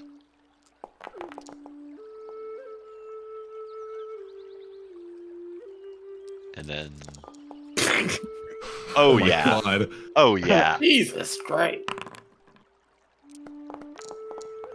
I gotta add unarmed strike to my character sheet. I don't know where it's at. Well, if we have advantage on this, 21. hopefully that's the 17. Oh, I got a crit after the Third- guiding bolt. 31 Eldritch Blast damage. Fair enough. Oh my God. Okay. So let's see. And I'll just I'll restrain it with my shit too. I'll just put a lasso around it while Sir Hiss is grappling it. Yeah, it'll be Okay. double restrained. Excellent. Actually, All is there a right. size limit on him? Like he grapples around one neck and then I wrap the chain lasso around the other. We pull it apart. Oh man. All right. So taking the first roll from each of you that I see, that will determine how things went for you in that fight. So let's see. Barnabas, 15 is enough. You were successful in aiding in the battle. Layla, you did fantastic. Here's a boon. Doesn't look like it helps you out of battle. If you'd like, give yourself a we can give you a faxpiration for the rest of the session. Let's see.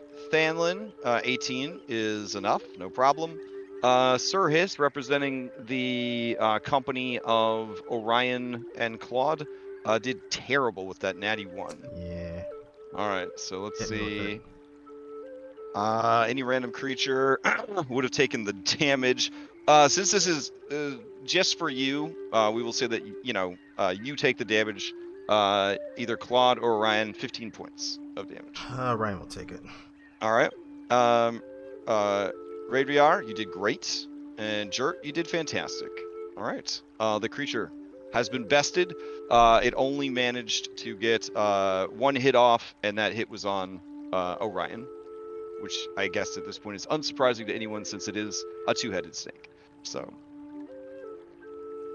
all right. Well done. You guys, do you let the lizard kid watch, or do you tell them to wait? Did you sneak up ahead? Like, do you leave the B team with them to sort of distract them? Or do you try to show how to hunt? Yeah, let's give him a shot. An example of Okay. what we are capable of, because I don't know if the lizard folk have really seen what we were able to do. Ah, so like in like a video game where they want you to feel like your character is like a badass, so your character's giving the tutorial to some scrub NPC. Yes.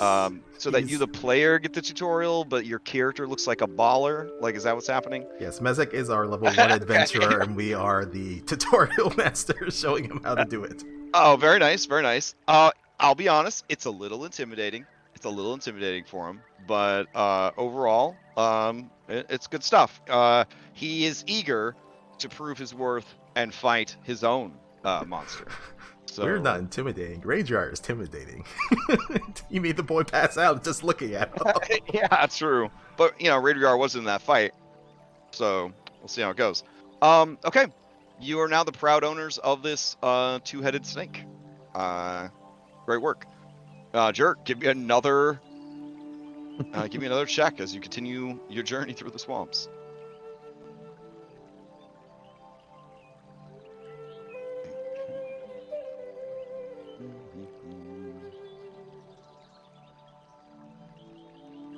Let's see. All right. The next creature that you find is a giant frog. Okay, it's a little tamer. Yeah, let's let him go fight a giant frog. Those aren't not dangerous. That's what. Did anybody subtly cast a thing on him that gives him advantage against poison and stuff? You want to do a check on the frog before you send him, like a nature check? Yeah. Yeah, just give me some info. Okay. With assistance from Barnabas, you realize that you're glad you double checked, because this is a large size giant bullfrog. The giant bullfrog is possessed of a tremendous amount of health compared to a normal medium-sized giant frog. This is essentially the biggest, toughest version of a giant frog you can find. It doesn't hit nearly as hard as a hippo, but if it does hit, it will try to swallow on its follow-up attack. Yeah. Yeah, Barnabas, you're Mind Slipper. Can you just, like, fire that out constantly? Sure. It doesn't do physical damage? It does physical damage. I mean, it does damage. Yes, that's what I'm saying. As long as we're not doing... It does psychic damage, right. So, yeah. And it also makes it harder for the creature to focus on its attacks. Well, it makes it so that it will have a D4 subtracted from a saving throw. So it's not really going to stop it from hitting or swallowing. Well, it's still psychic damage, so it's softening up, if anything. Yeah, he can cut his way out. But maybe it does have, I believe, verbal components, so you would still be making noise. Yeah.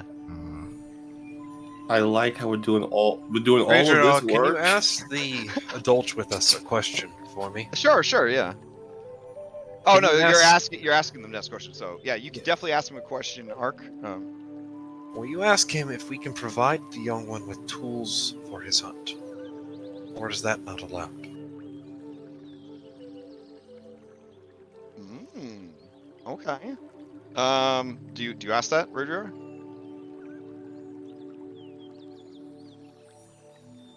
Yay, nay? I think he's AFK. He's AFK. Okay. We will assume that he would ask, and Komodo thinks it over, and then nods and says, "You are heroes of our people. This one thinks it would be just for you to gift such blessings to a young warrior hoping for their success." Barnabas, why don't you give the young one the eye? Is that an attunement item? No, but it's a certain number of times per day, right? Yeah.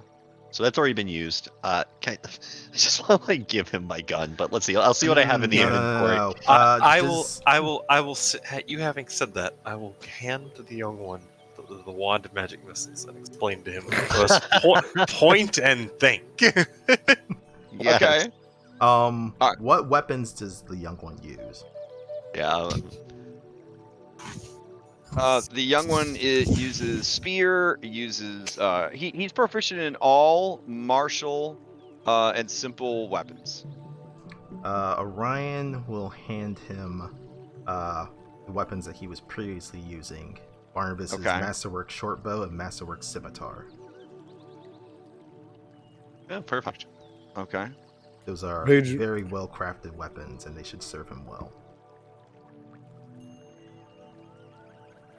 Can I just say that as a player, this feels good. Just after the last session and how everything went down, this feels great. So you give him the bow and the scimitar. Yes. Okay.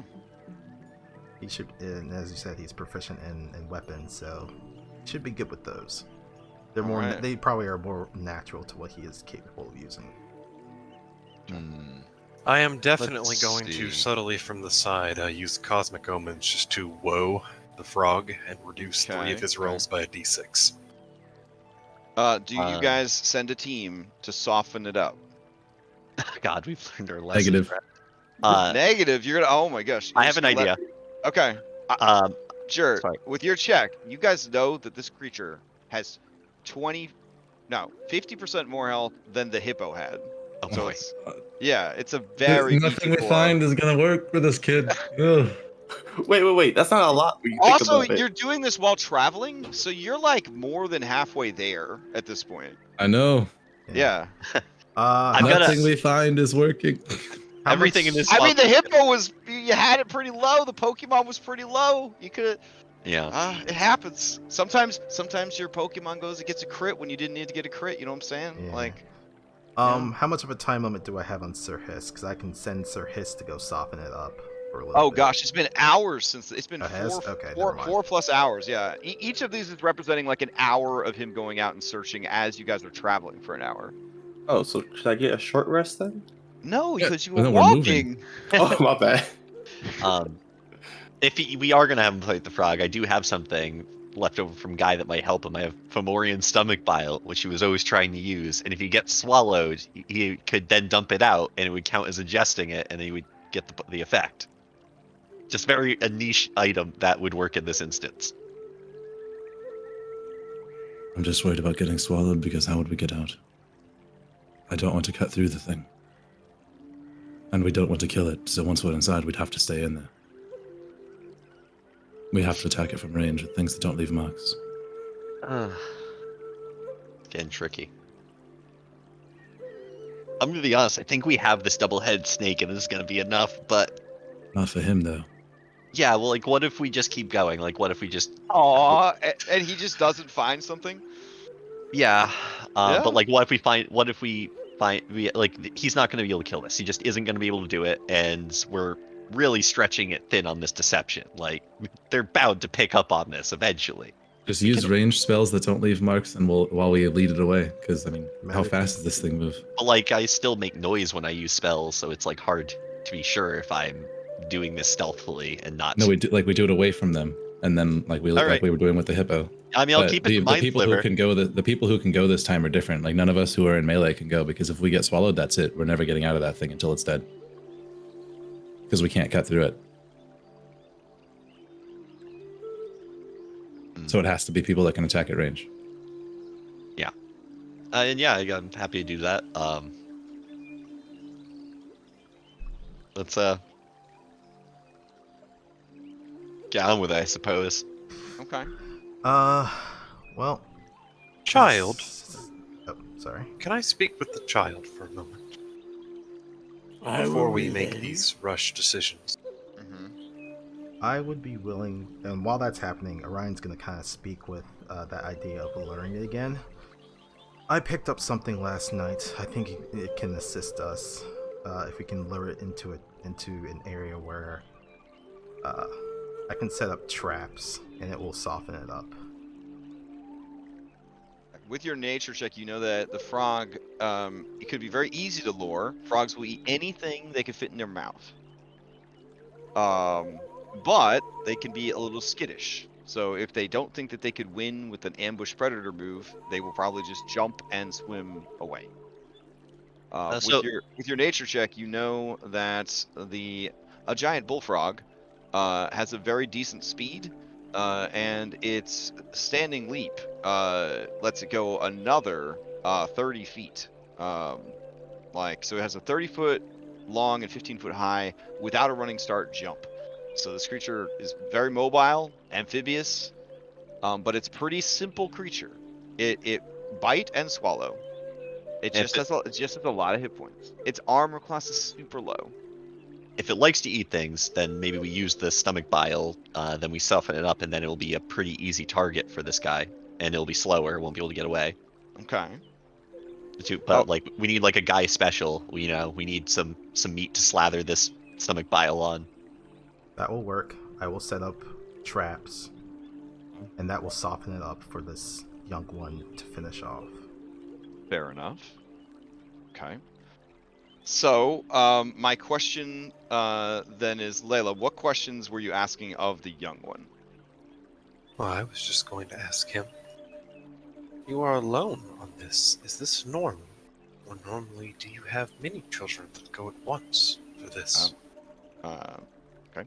It says back, This one knows that normally we hunt together, but this one knows how important this is. This one will risk everything for their people. You find very big prey. Things This that one has normally- found many small prey. and they open their bag, and you just see that it's full of like swamp weasels, fish, birds.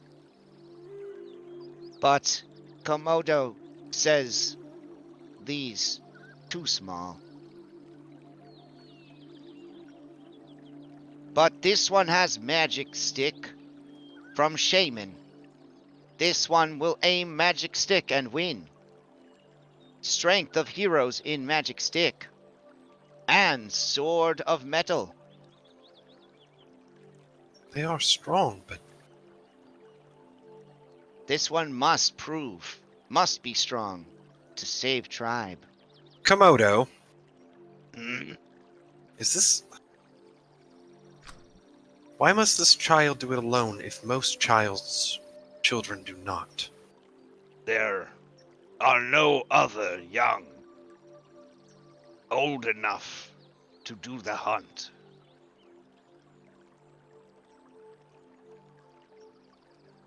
But he must bring something down as big as all of the other children together? This one was told you needed large offering.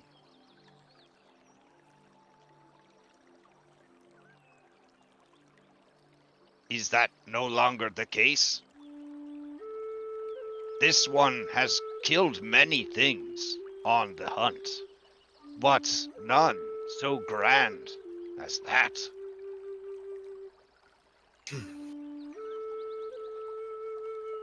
Not grand, no, but he has such spirit. He is willing to die. Ah, this one understands. You would have us sacrifice Mezek. No. Oh, Mezek's strong because he would hunt. Is that not proving enough? no. It is not our place to decide. It is Gomek's place. Gomek would not want me to help him? You helped by giving magic stick. You helped by finding great prey.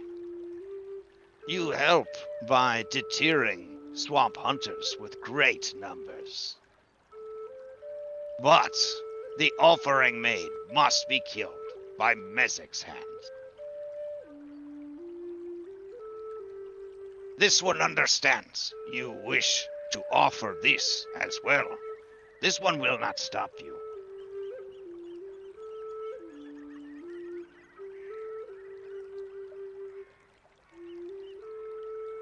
What we're finding, I don't think Mezek can take alone. It would take many children. Yes. Agreed. Further north we travel, stronger, tougher, more dangerous prey becomes. Weaker prey long behind us. Perhaps you offer your great serpent, and we let Mezek choose whatever they like, and we hope both offerings are enough. Your offering is not a ritual. Your offering is not made to ascend to adulthood. You are strangers who simply wish to give tribute. Yes, to give tribute and honor and feed. Komodo shrugs. That is fine.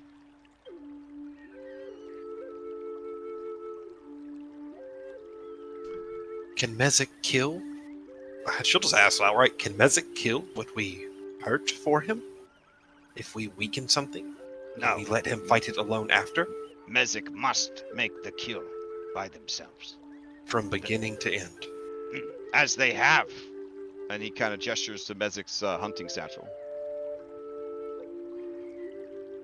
Then I say we let Mezek continue hunting that satchel. She looks at it. It's how many's it got in it? Oh, he's killed about a dozen things. She kind of gives a nod. 2, 3 dozen? That is a lot overall. Only you one. can get that many? Only one. Only one hunted prey can be offered. That is why, traditionally, you try for biggest and beefiest. I see. But we run out of time, and we have left the areas of the marshland that would be safe for him to hunt. We could return, or we could make do with what we have. This one is curious to see what happens. She'll kind of stand up from her conversation as the others are kind of discussing, and just kind of in the midst of their plotting, just kind of say, I think we should make do. I think we can still take this frog. Not without deceptions. Then we do a deception. Or, and This- this is This time we do not send others to soften it up. We used traps, we gave him weapons, magical items. That should work. No deceptions then. He has to lead the beast through the traps. That works for me. He's gonna die. That's what I've been saying this whole time, but we have to make a decision. This thing's faster than him.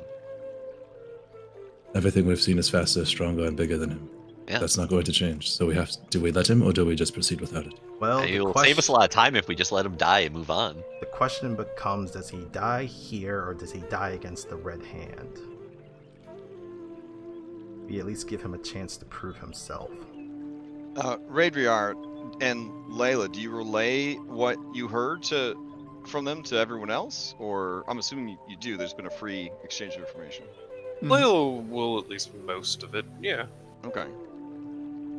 All right, so Summarize. Sasha says, well, okay, so he basically said we can offer up your guys' kill. And then the boy can offer up his kill. I mean, why don't we just literally put the boys on top of ours? Ours is more enticing, but the boy is the one that's presenting. How is it any different than the boy presenting something big? I don't understand. you make a fair point. Also, Gomek might know. Raviar, I don't know if I didn't understand the translation right, but you said that we weren't allowed to do the ritual. But now this guy's saying it's okay for us to do the ritual? We are It's doing okay it for for us to tribute.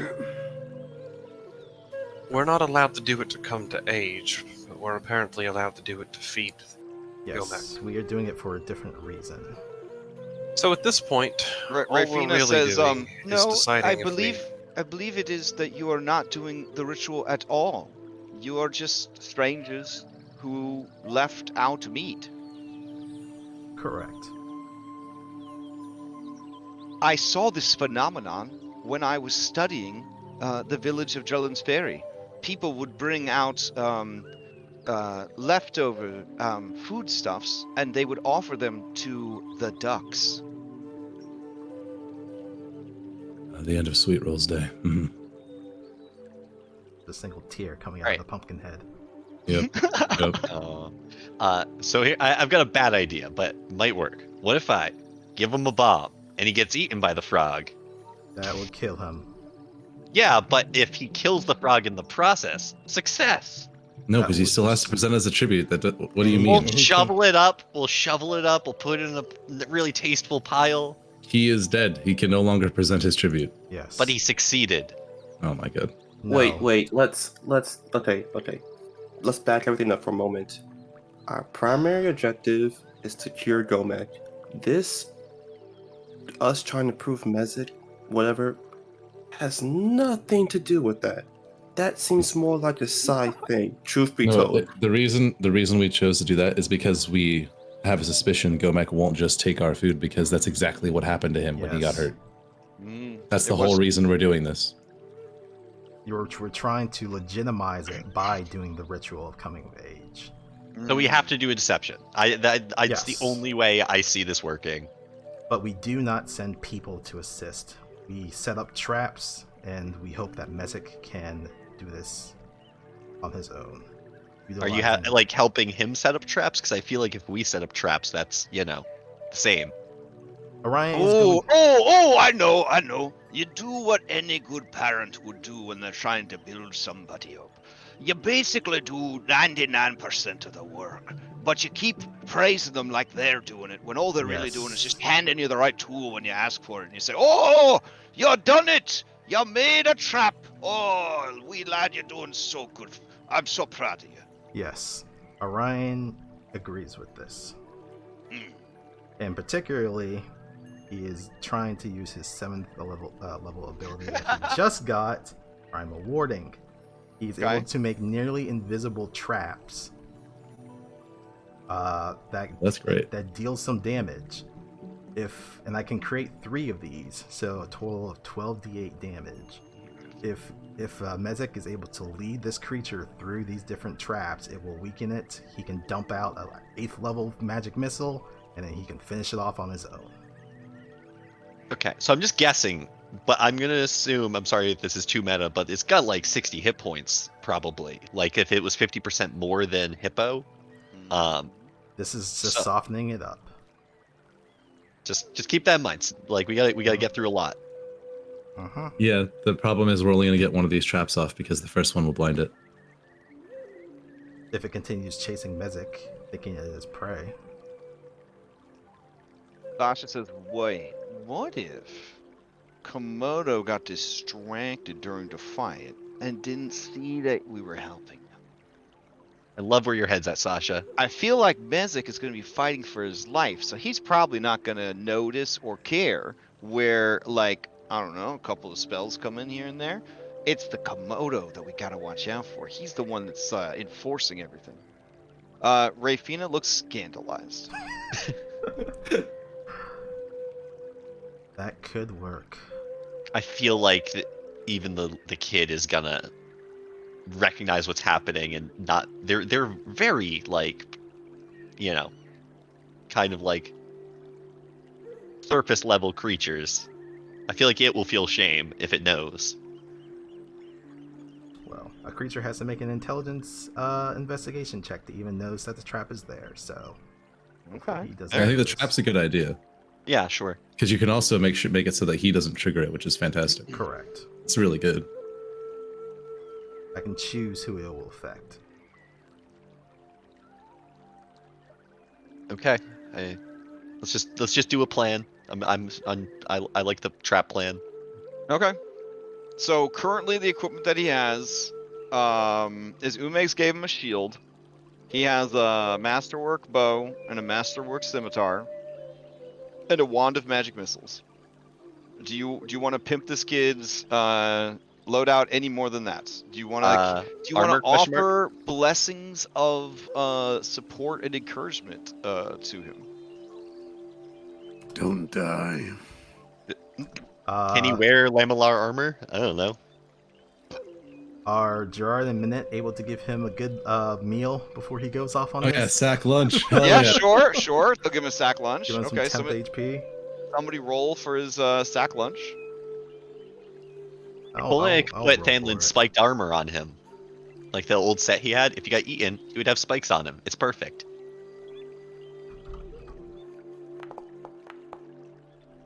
He has an extra Nice. 13 temp HP. That'll come in handy. Right, 13 temp HP. His armor class is boosted by the shield. All right. Anything else? I will And give him the wait- Fomorian stomach bile for just in case. Yes. The most kitted out fucking lizard kid. Level Send one. him out. The Send most- him out with a tap on his butt with guidance. I don't know. The most kitted Sure, out level okay. 1 adventurer. Let me see. Does this leave any visible? If I cast jump on him, Ooh, that could Oh my work. god. I'll give him a little bit of a boost in speed and mobility. and it's not concentration for me, so I could summon an unseen servant to help him in the battle. What was that? It could give him the help action on every attack. jump in its mouth with the bile. Honestly? Yeah, we might be doing... We could just do that with Gomek! What are we doing? Oh, shit. Is he, no, the thing is he has to drink the whole thing. It's a gallons. cauldron's worth of stuff, and I don't think that Yeah, unseen an servant unseen would- servant can't carry Unseen that. Servant has a 2 strength, I believe. Yeah. Yeah, you could give him the little bile potion thing, and he could like Yeah. dive into the thing's mouth with that. That's currently the plan. I'm gonna start ritual casting. Do I have 10 minutes to summon this, or do I have to spend a spell slot?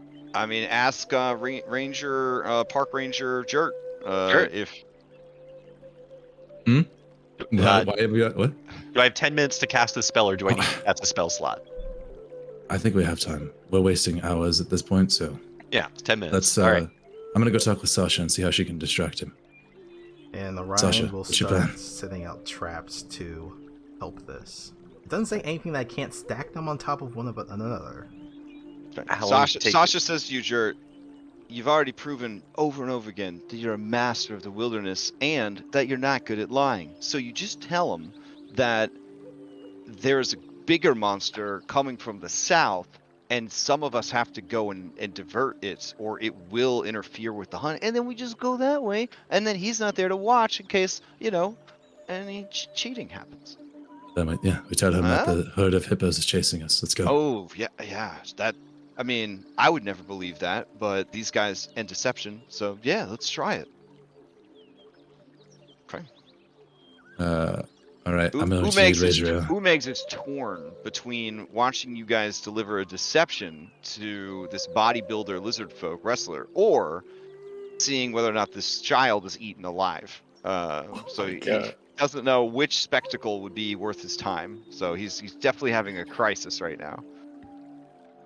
If this was a contemporary fantasy, he would be on his socials right now, polling his followers to see which one he should go and check out. All right. So Mezek has 13 temp HP. All right. Any last boofs for this kid? Just I'm my own. gonna take you over to a totally different acidic swamp map than one that you've been at previously. All right. Just for my own personal sake, because I have to know, since I've been around Mezek for almost 4 hours at this point. Okay. Yes. I'm going to use Know Your Enemy. All right. What are you asking for? His strength and current hit points. Both are lower than yours. Oh fuck! He's a child. I don't know what you expected. What children have a 21 strength and 70 hit points? You beast! I don't know. Lizard folk, they're hardy. I don't know what you expected. I don't. We're traveling with Komodo, who is their village's champion. I don't think we're gonna get anything better than him. Wait, is his dexterity score at least higher than mine's? Are you just allowed to do this every minute? Yeah. Okay, I'll run down There's the no limit. list. Okay, let me open your character sheet. I'll compare and contrast. Okay, let's see. Oh, been a long time since I've seen this ability. His dex is worse than yours. His con is worse than yours. His armor class is worse than yours. His fighter levels are worse than yours. His total levels are worse than yours. Everything about him is worse than you. Do you feel better that you are better than a child, or worse? Worse. This is what we're working with. I just picture like this is like a 12-year-old, right? I just picture this big ass like NBA like athlete eyeballing, just side eyeing a 12-year-old and being like, "Are they tougher than me?" No, no, they're not. They're not tougher than you. I'm looking for potential. That's You, it. you There did is not potential. need you did not need a class feature to tell you this. There is potential if he survives. Again, we are traveling with Komodo. That is the best their village has at the moment. Look, I'm trying to make him feel better in some way, but he's Alright. just bad, okay? Draw on the map, Orion, where you're going to place your trap. If it is within, we'll say, 45 feet of the bullfrog, you'll need to do a stealth check to see if you can do so without the bullfrog noticing. Let's see. Also, adorable bullfrog art. Absolutely. What's the range? Well, Oh, he's a cutie pie. He's gonna put it at 45 because he wants the bullfrog to go after Mezek. So he's gonna put it at like the range of it. So I'll just place it on the map just because. Are the rest of you going to remain out of sight, knowing with your nature check that these are ambush predators and they would likely go after Mezek alone, but if they saw all of you, they definitely wouldn't bother? Well, I'm not here. I'm taking Komodo with me. Okay, yeah. Somewhere else. So the group that is traveling to the fake hippo invasion, increased chance of catching a shiny hippo. You are heading to the south. Got it. All right. Sticking around to see the kid get eaten. Okay. But not moving because I've done bad today. Fanlin will stick around. All right. Jocelyn will help you sell the deception. Gina Awesome. loves delivering deceptions. She'll go with you. All right. I'm sticking around to keep the kid All right. from dying. Same. All right. So if you're sticking around, give me a stealth check to show that you have hidden. Oh, nope. Okay. All right. They don't want to watch a kid die, so they'll go help the deception. I'll be at the range that my short bow is, which I think is like 8.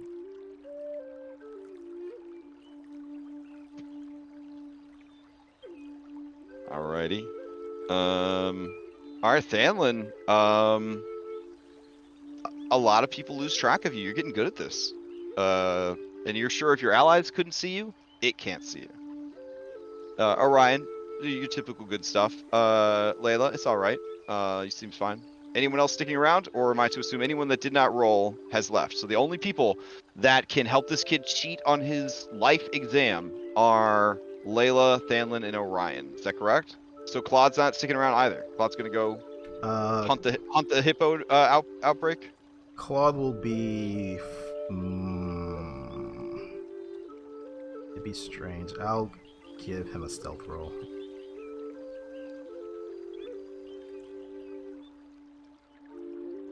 Yeah, I don't think I can help without being noticed. I make a lot of noise when I cast spells. Okay. All right, Claude.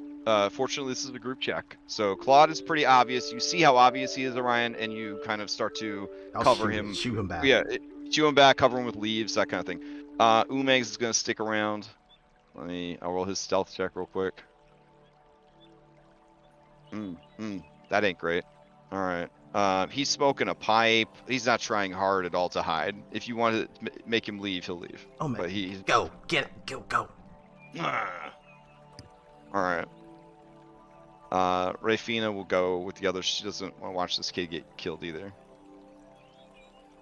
Okay. And Radriar, are you with us, or did you go to the hippo outbreak? Probably need you for translation, actually. Right? Unless anybody else is speaking dragon. Or I mean, you can have me around, but fuck if that's a low stealth check? Yeah, low, okay. yeah. Alright. All right, so all y'all are gone. It's just this group right here. Okay. Whoo! All right, I guess we're gonna do this. God, I feel so bad. Why? Don't feel bad. We're helping it. We're helping someone. It's fine. This is the circle of life. It's all fine. I'm about to watch a kid get killed, man. We've had worse already. R.I.P. true. Jake. That's... I mean, he's not wrong. Well, now that you said that, I feel like you're gonna really change everything that that Jerk's been doing. Did you say that out loud to character? Oh No, my gosh. that's out of character. That's definitely Okay. out of character. Okay. Yeah, Okay. yeah, Gosh. Don't underestimate Sven's role playing. Like he'll Right. turn this whole fucking campaign around on you. Okay. I'm turning the bus around. Yeah. Orion's not that insensitive. All right. Here we go. Get that music going. Barnabas is Alright. that insensitive, but he's smart enough to keep his mouth shut. Oh Alright. shit! This is the music. I love it. All right. Mezek runs up. Got And I this. guess everybody will roll into initiative. Come on, kid. You got this. Oh, it's gonna be bad. I watched that shit initiative. Oh, Mezek did not win the initiative. That's fine. We want the bullfrog to approach him. Okay. All right, Thanlin, you won the initiative.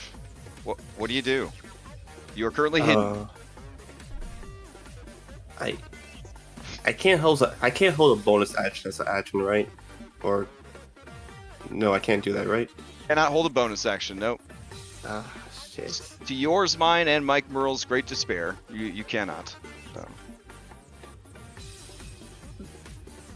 Okay, bonus action. He's gonna use rally.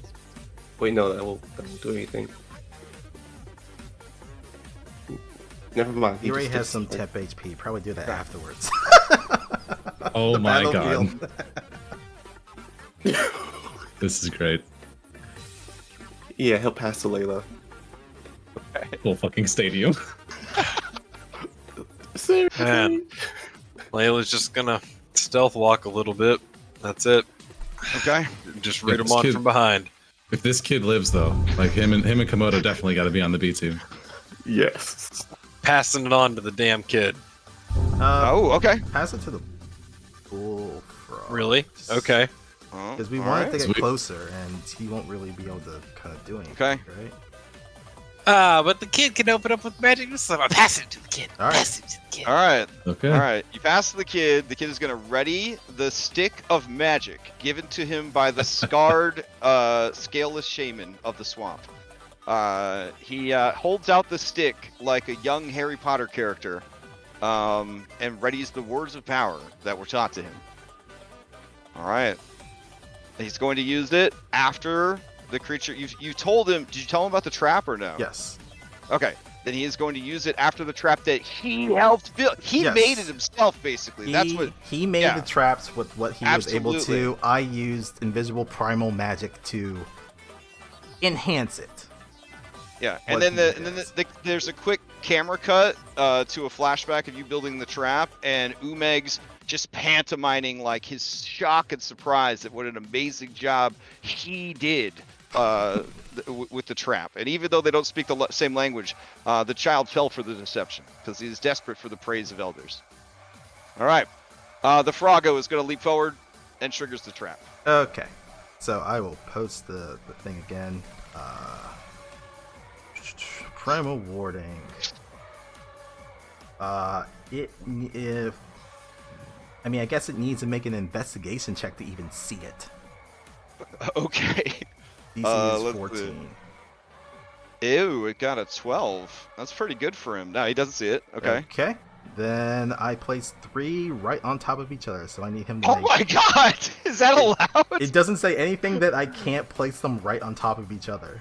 Okay, okay. So I need 3 separate Constitution saving throws from it. Alright, it does have some B-Fast Constitution, indicated by its huge hit points. 1, 2, and 3.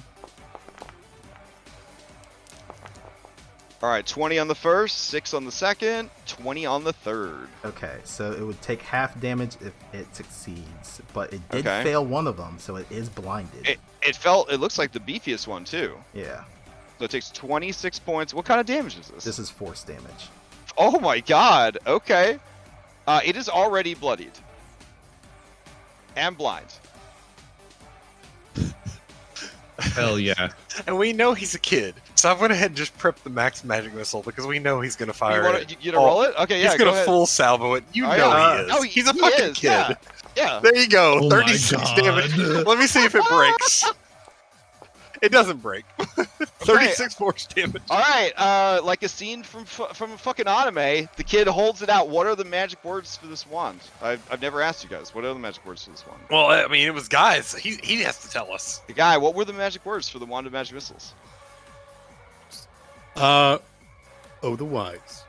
Oh, the wise. Okay. So in his very heavily accented, lizard folk accent, he just says, oh, the wise, over and over and over again. And the wand begins to glow. And then just a Kamakami Kai fucking energy blast just just comes out of the wand and just sends the frog tumbling backwards.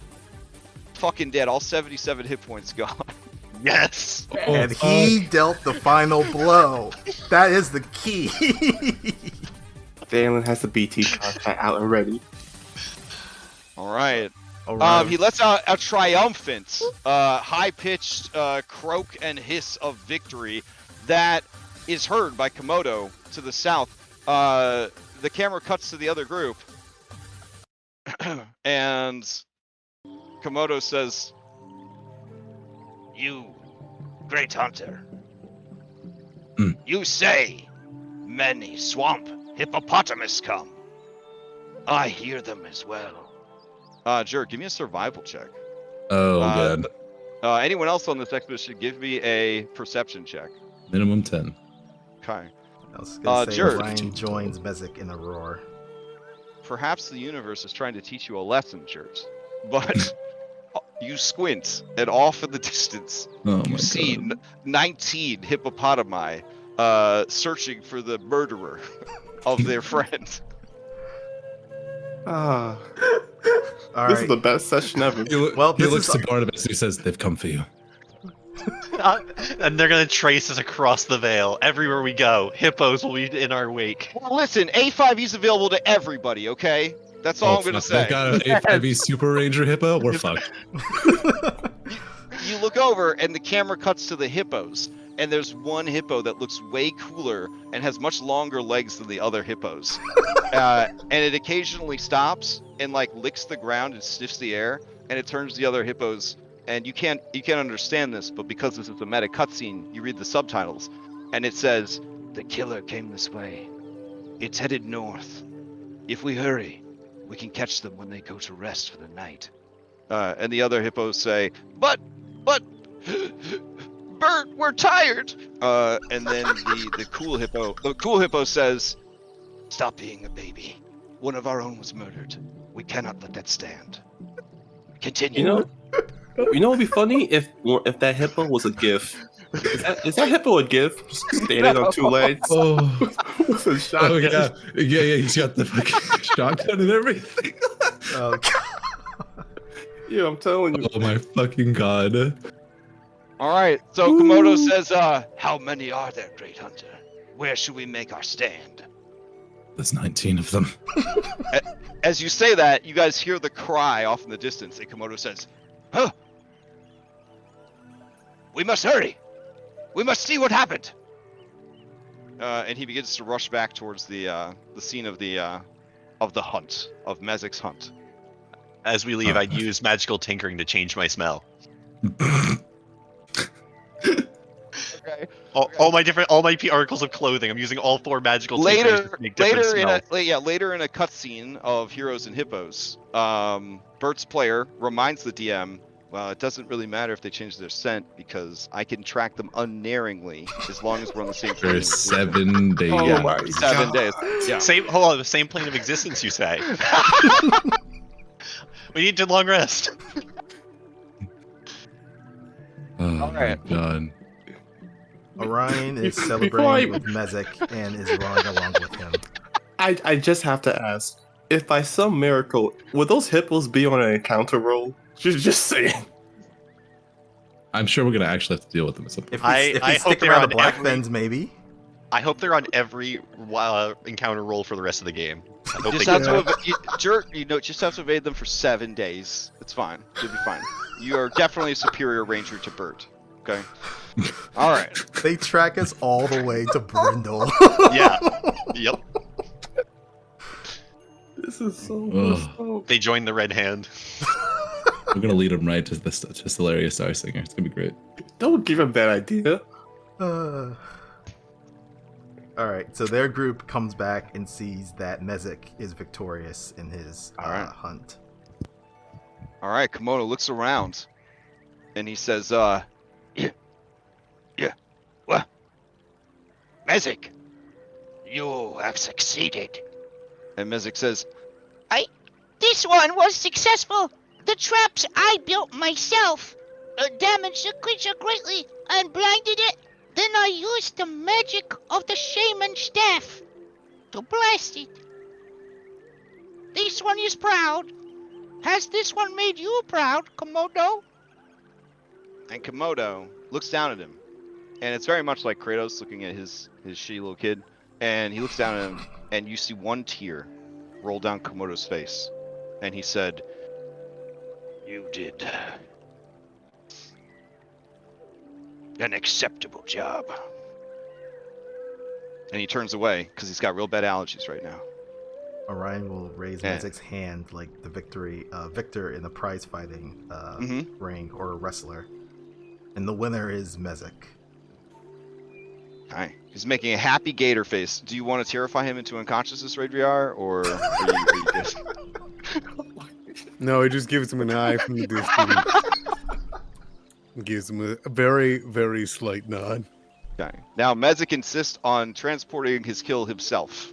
So, jerks, that will slow things down. Perhaps giving Bert a chance to catch up. Wait, he hasn't even told us about that yet. Which is I- funny. Oh yeah, I know, no. yeah. So Jert looks at this. He estimates in his head, doing like the quick, mental geometry, and he's like, "Well, this isn't gonna work." You're only like 2.5 hours away from the wallows. When you bring up that it's going to be too slow, Barnabas gets nervous about the hippos and he snaps his Oh, no. finger, and in a plume of smoke, a cart appears. But we have Oh. we have the cart with Minette and all of them. They have a let's cart? We Oh, transported the egg on it. The You egg- did Well, let them no, keep we the cart? Yeah, that makes sense. Okay. All right. Okay. Yeah. We They put wouldn't know what to do we with the stack it cart. on we stack it on the cart. All right. Add Claude to the 2 ox and we just move. All right. That's- Mezek will stand on top of the body to make sure nothing steals it. Perfect. I was going to say maybe we teach Mezek how to ride one of the ox as well. Another teachable lesson. Kurt, this Make isn't it a happen. time to adopt a child figure right now. Are you sure about that? Why do you guys seem nervous? We'll get there. We'll get there. Just let's Are you let's get past Gomek first. Yeah. Are you guys okay? Yeah, why you guys seem nervous? I'm proud of him. He did quite well. Did most of this honestly on his own. Yeah. We should go. All right. When you give a kid a shotgun and then take him hunting, and then you beat up and drug the deer, and then at point blank range the child manages to kill the deer with the shotgun, I guess the kid still technically, here's where I'm coming from, okay? The kid was brave enough to try, and I Yes. think that in and of itself is the real achievement. That is commendable. Okay. Wait, does a kid level up now into an If- official if- adventure class? I mean, if he gets a long rest, sure. Yeah, I would definitely say that. Yeah, he would. I mean, if he completes the ritual, he'll get grown-up stats. Awesome. But he'll, okay. And he can be on our B team. He All has right, I'm he's gonna- proven himself this day. I think last time you were here, all of the junk that was in this map was like killing everybody's thing. So I'm gonna So I'll try I to was not tone here it. last time. My first I'll time. try to tone it down.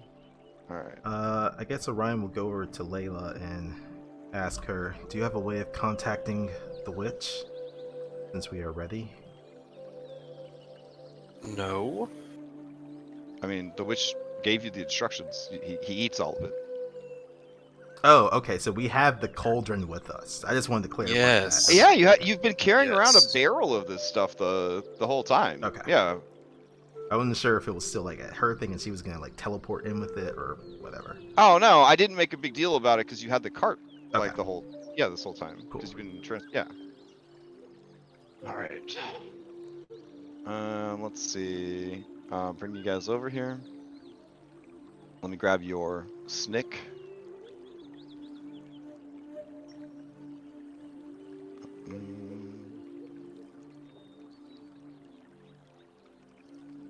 Where did that snick Oh my go? god, they're blinking.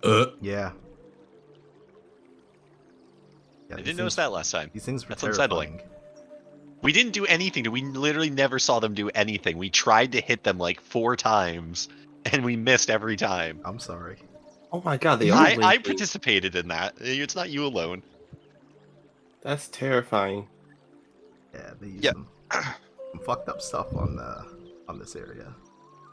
Yeah, and your allies are definitely scared of this stuff as well. I mean, you know, they definitely are feeling fear as they approach this area and seeing the corruption everywhere and all that jazz. Let's see. You guys should be able to see everywhere, right? You can kind of see. Mhm. Yeah. In case this goes Okay. poorly, Jert, I have something to protect you. And Layla will kind of hold out. It's kind of her druidic symbols and kind of concentrate and put her hands on Jert. I'm going to cast protection from aberrations on you. Oh, thank you. He nods. Thank you. They have disadvantage against you and cannot be charmed by them. Oh, there's more eyes on the tentacle. Yeah. They're all blinking. Yeah. This Mm. is a bit unnerving. Yeah. Jert's gonna cast jump on himself.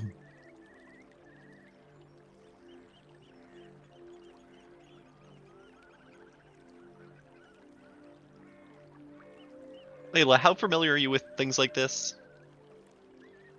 You're a druid. You know aberrations. Enough that right? I know that they're abhorrent creatures. And like necrotic damage, useful, not useful? Depends on the type. Fair. Better than... You're more likely to do something with it than against undead. How's that? That's actually useful.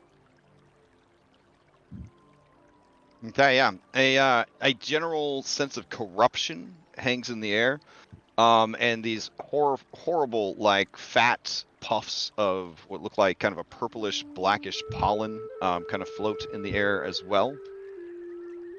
And you, of course, see these fleshy mounds of sort of like eyes, tentacles, sort of growing from the corrupted earth.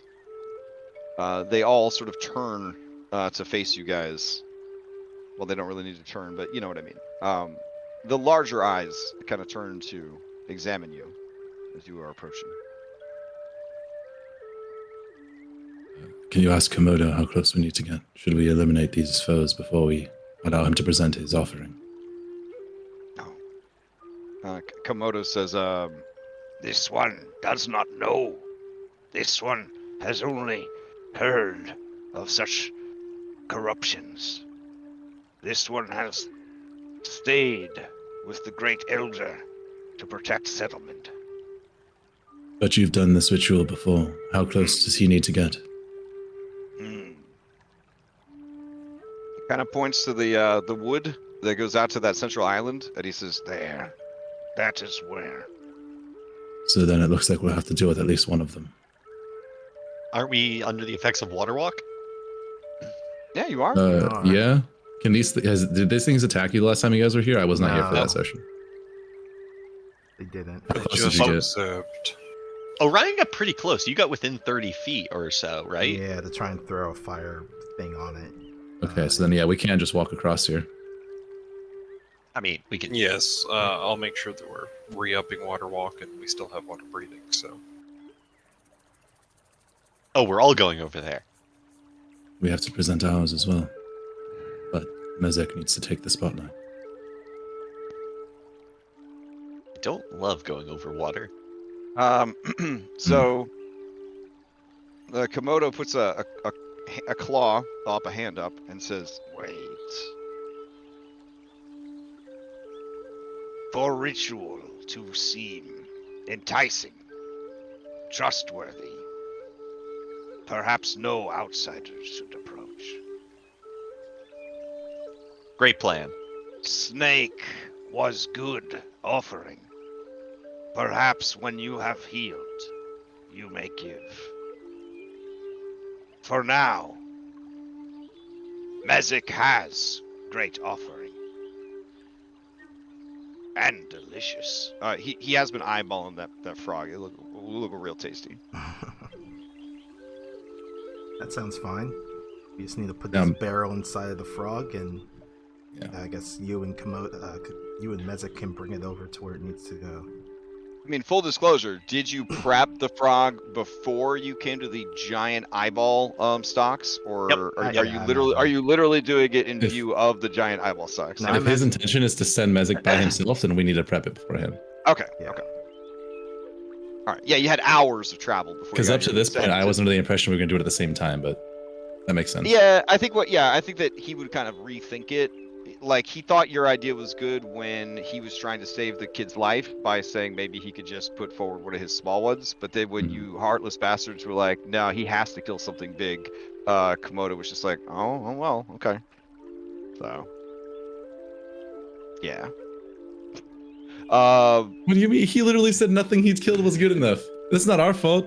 Listen, Komodo would never do a deception, okay? But if you happen to put a very large and enticing creature out, and then the kid went and finished the ritual, even if the kid's ritual failed, there would still be the delivery system in place. So that was it took him many hours to compromise his values enough to come up with that idea, and then he presented it to you guys, and you guys were just like, no. We saved his integrity. Yeah, the kid has to kill something big, and he's just like, damn. And he did so successfully. Right. Yeah. All right. So, that'd be great. The kid is going to. You put water walk on the kid also, because it's ritual, right? So you could just like keep casting. Yeah, I can ritual cast enough to put all of us easily. All right. Do we have a little Mezek? There's Mezek. All right. So Mezek is just dragging. It's so heavy. Just dragging this thing across the water. I don't know. Would its body float with it being full of the? I mean, stuff. Go from lily pad to lily pad. Okay. All right. It is painful to watch. If there is anything in the water that would want to eat or kill a small boy, this is the time for that to happen. Oh. Yeah, I can do 10 creatures at a time, so one casting gets all of us. Okay. Pretty much. You're doing great. Rafina is gripping the arm of the nearest PC so hard with her giant strength that you worry that the muscles will tear, and she's just holding her breath because she does not want to see this little boy eaten by his god. Probably Orion. Their squeaky toy noises. Yeah, and it is taking a long time. It's arduous as he finally gets it over there. Orion, the squeaky stress ball. Yeah. He collapses on the beach of the small islands. He wiped at his brow. I don't know if they have sweat glands or not, but he saw you guys do it, so he's just kind of mimicking his heroes. And then he gets back to his feet, and he basically is rolling it. It's looking more like a Monster Hunter frog now. It just kind of rolls that shit into place. And then, per the ritual, he remains to see if the offering is taken. He begins to recite the ancient words of the ritual, declaring himself and his allegiance to the New Jack tribe, his desire to hunt, his desire to breed, and his desire to carry on the eternal traditions of his people. The offering being made before the great Gomek, protector of these lands. May he find it delicious.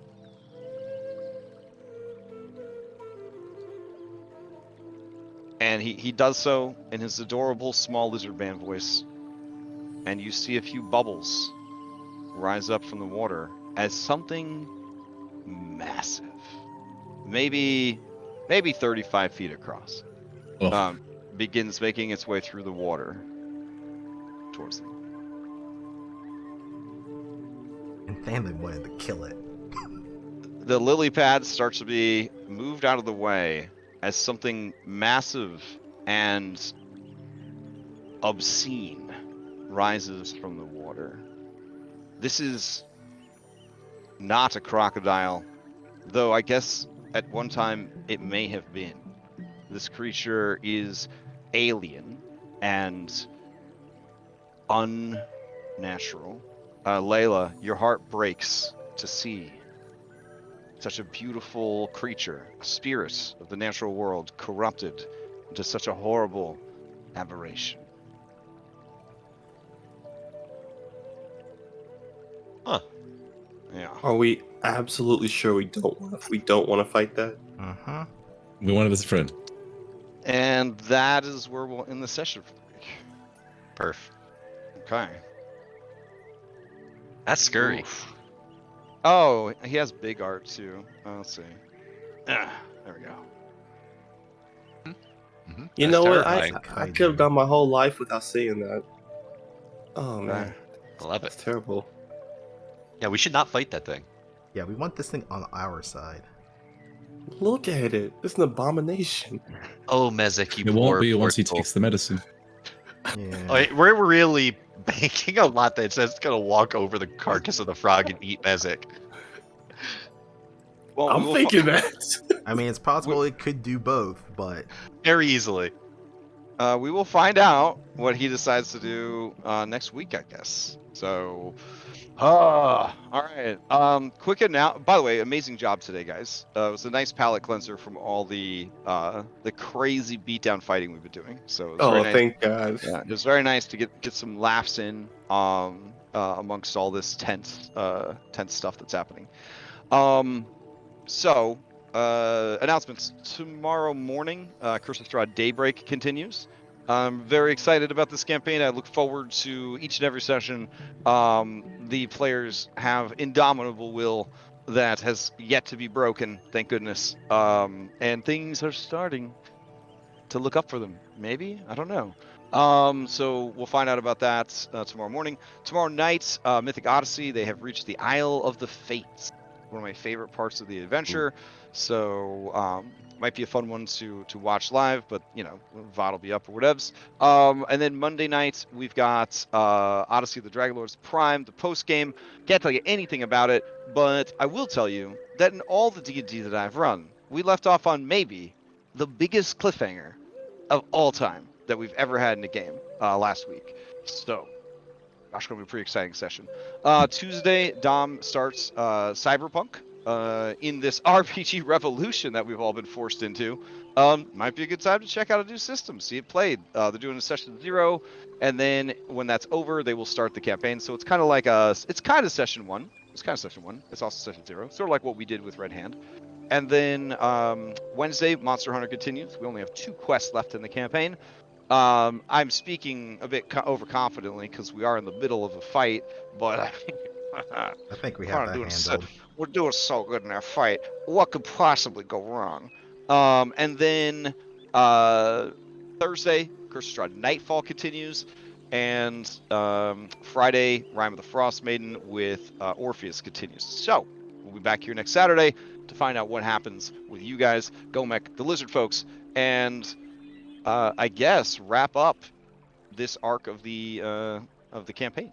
So, okay. Anybody have any of their own announcements? Any games that are starting? Anything they're trying to fill?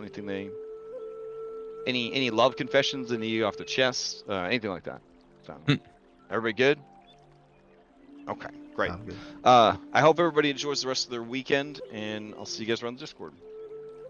All Thanks for right. running. Thank you Yeah, for running. great session. Thanks, everyone. And thanks everyone for tuning in. Catch you next time.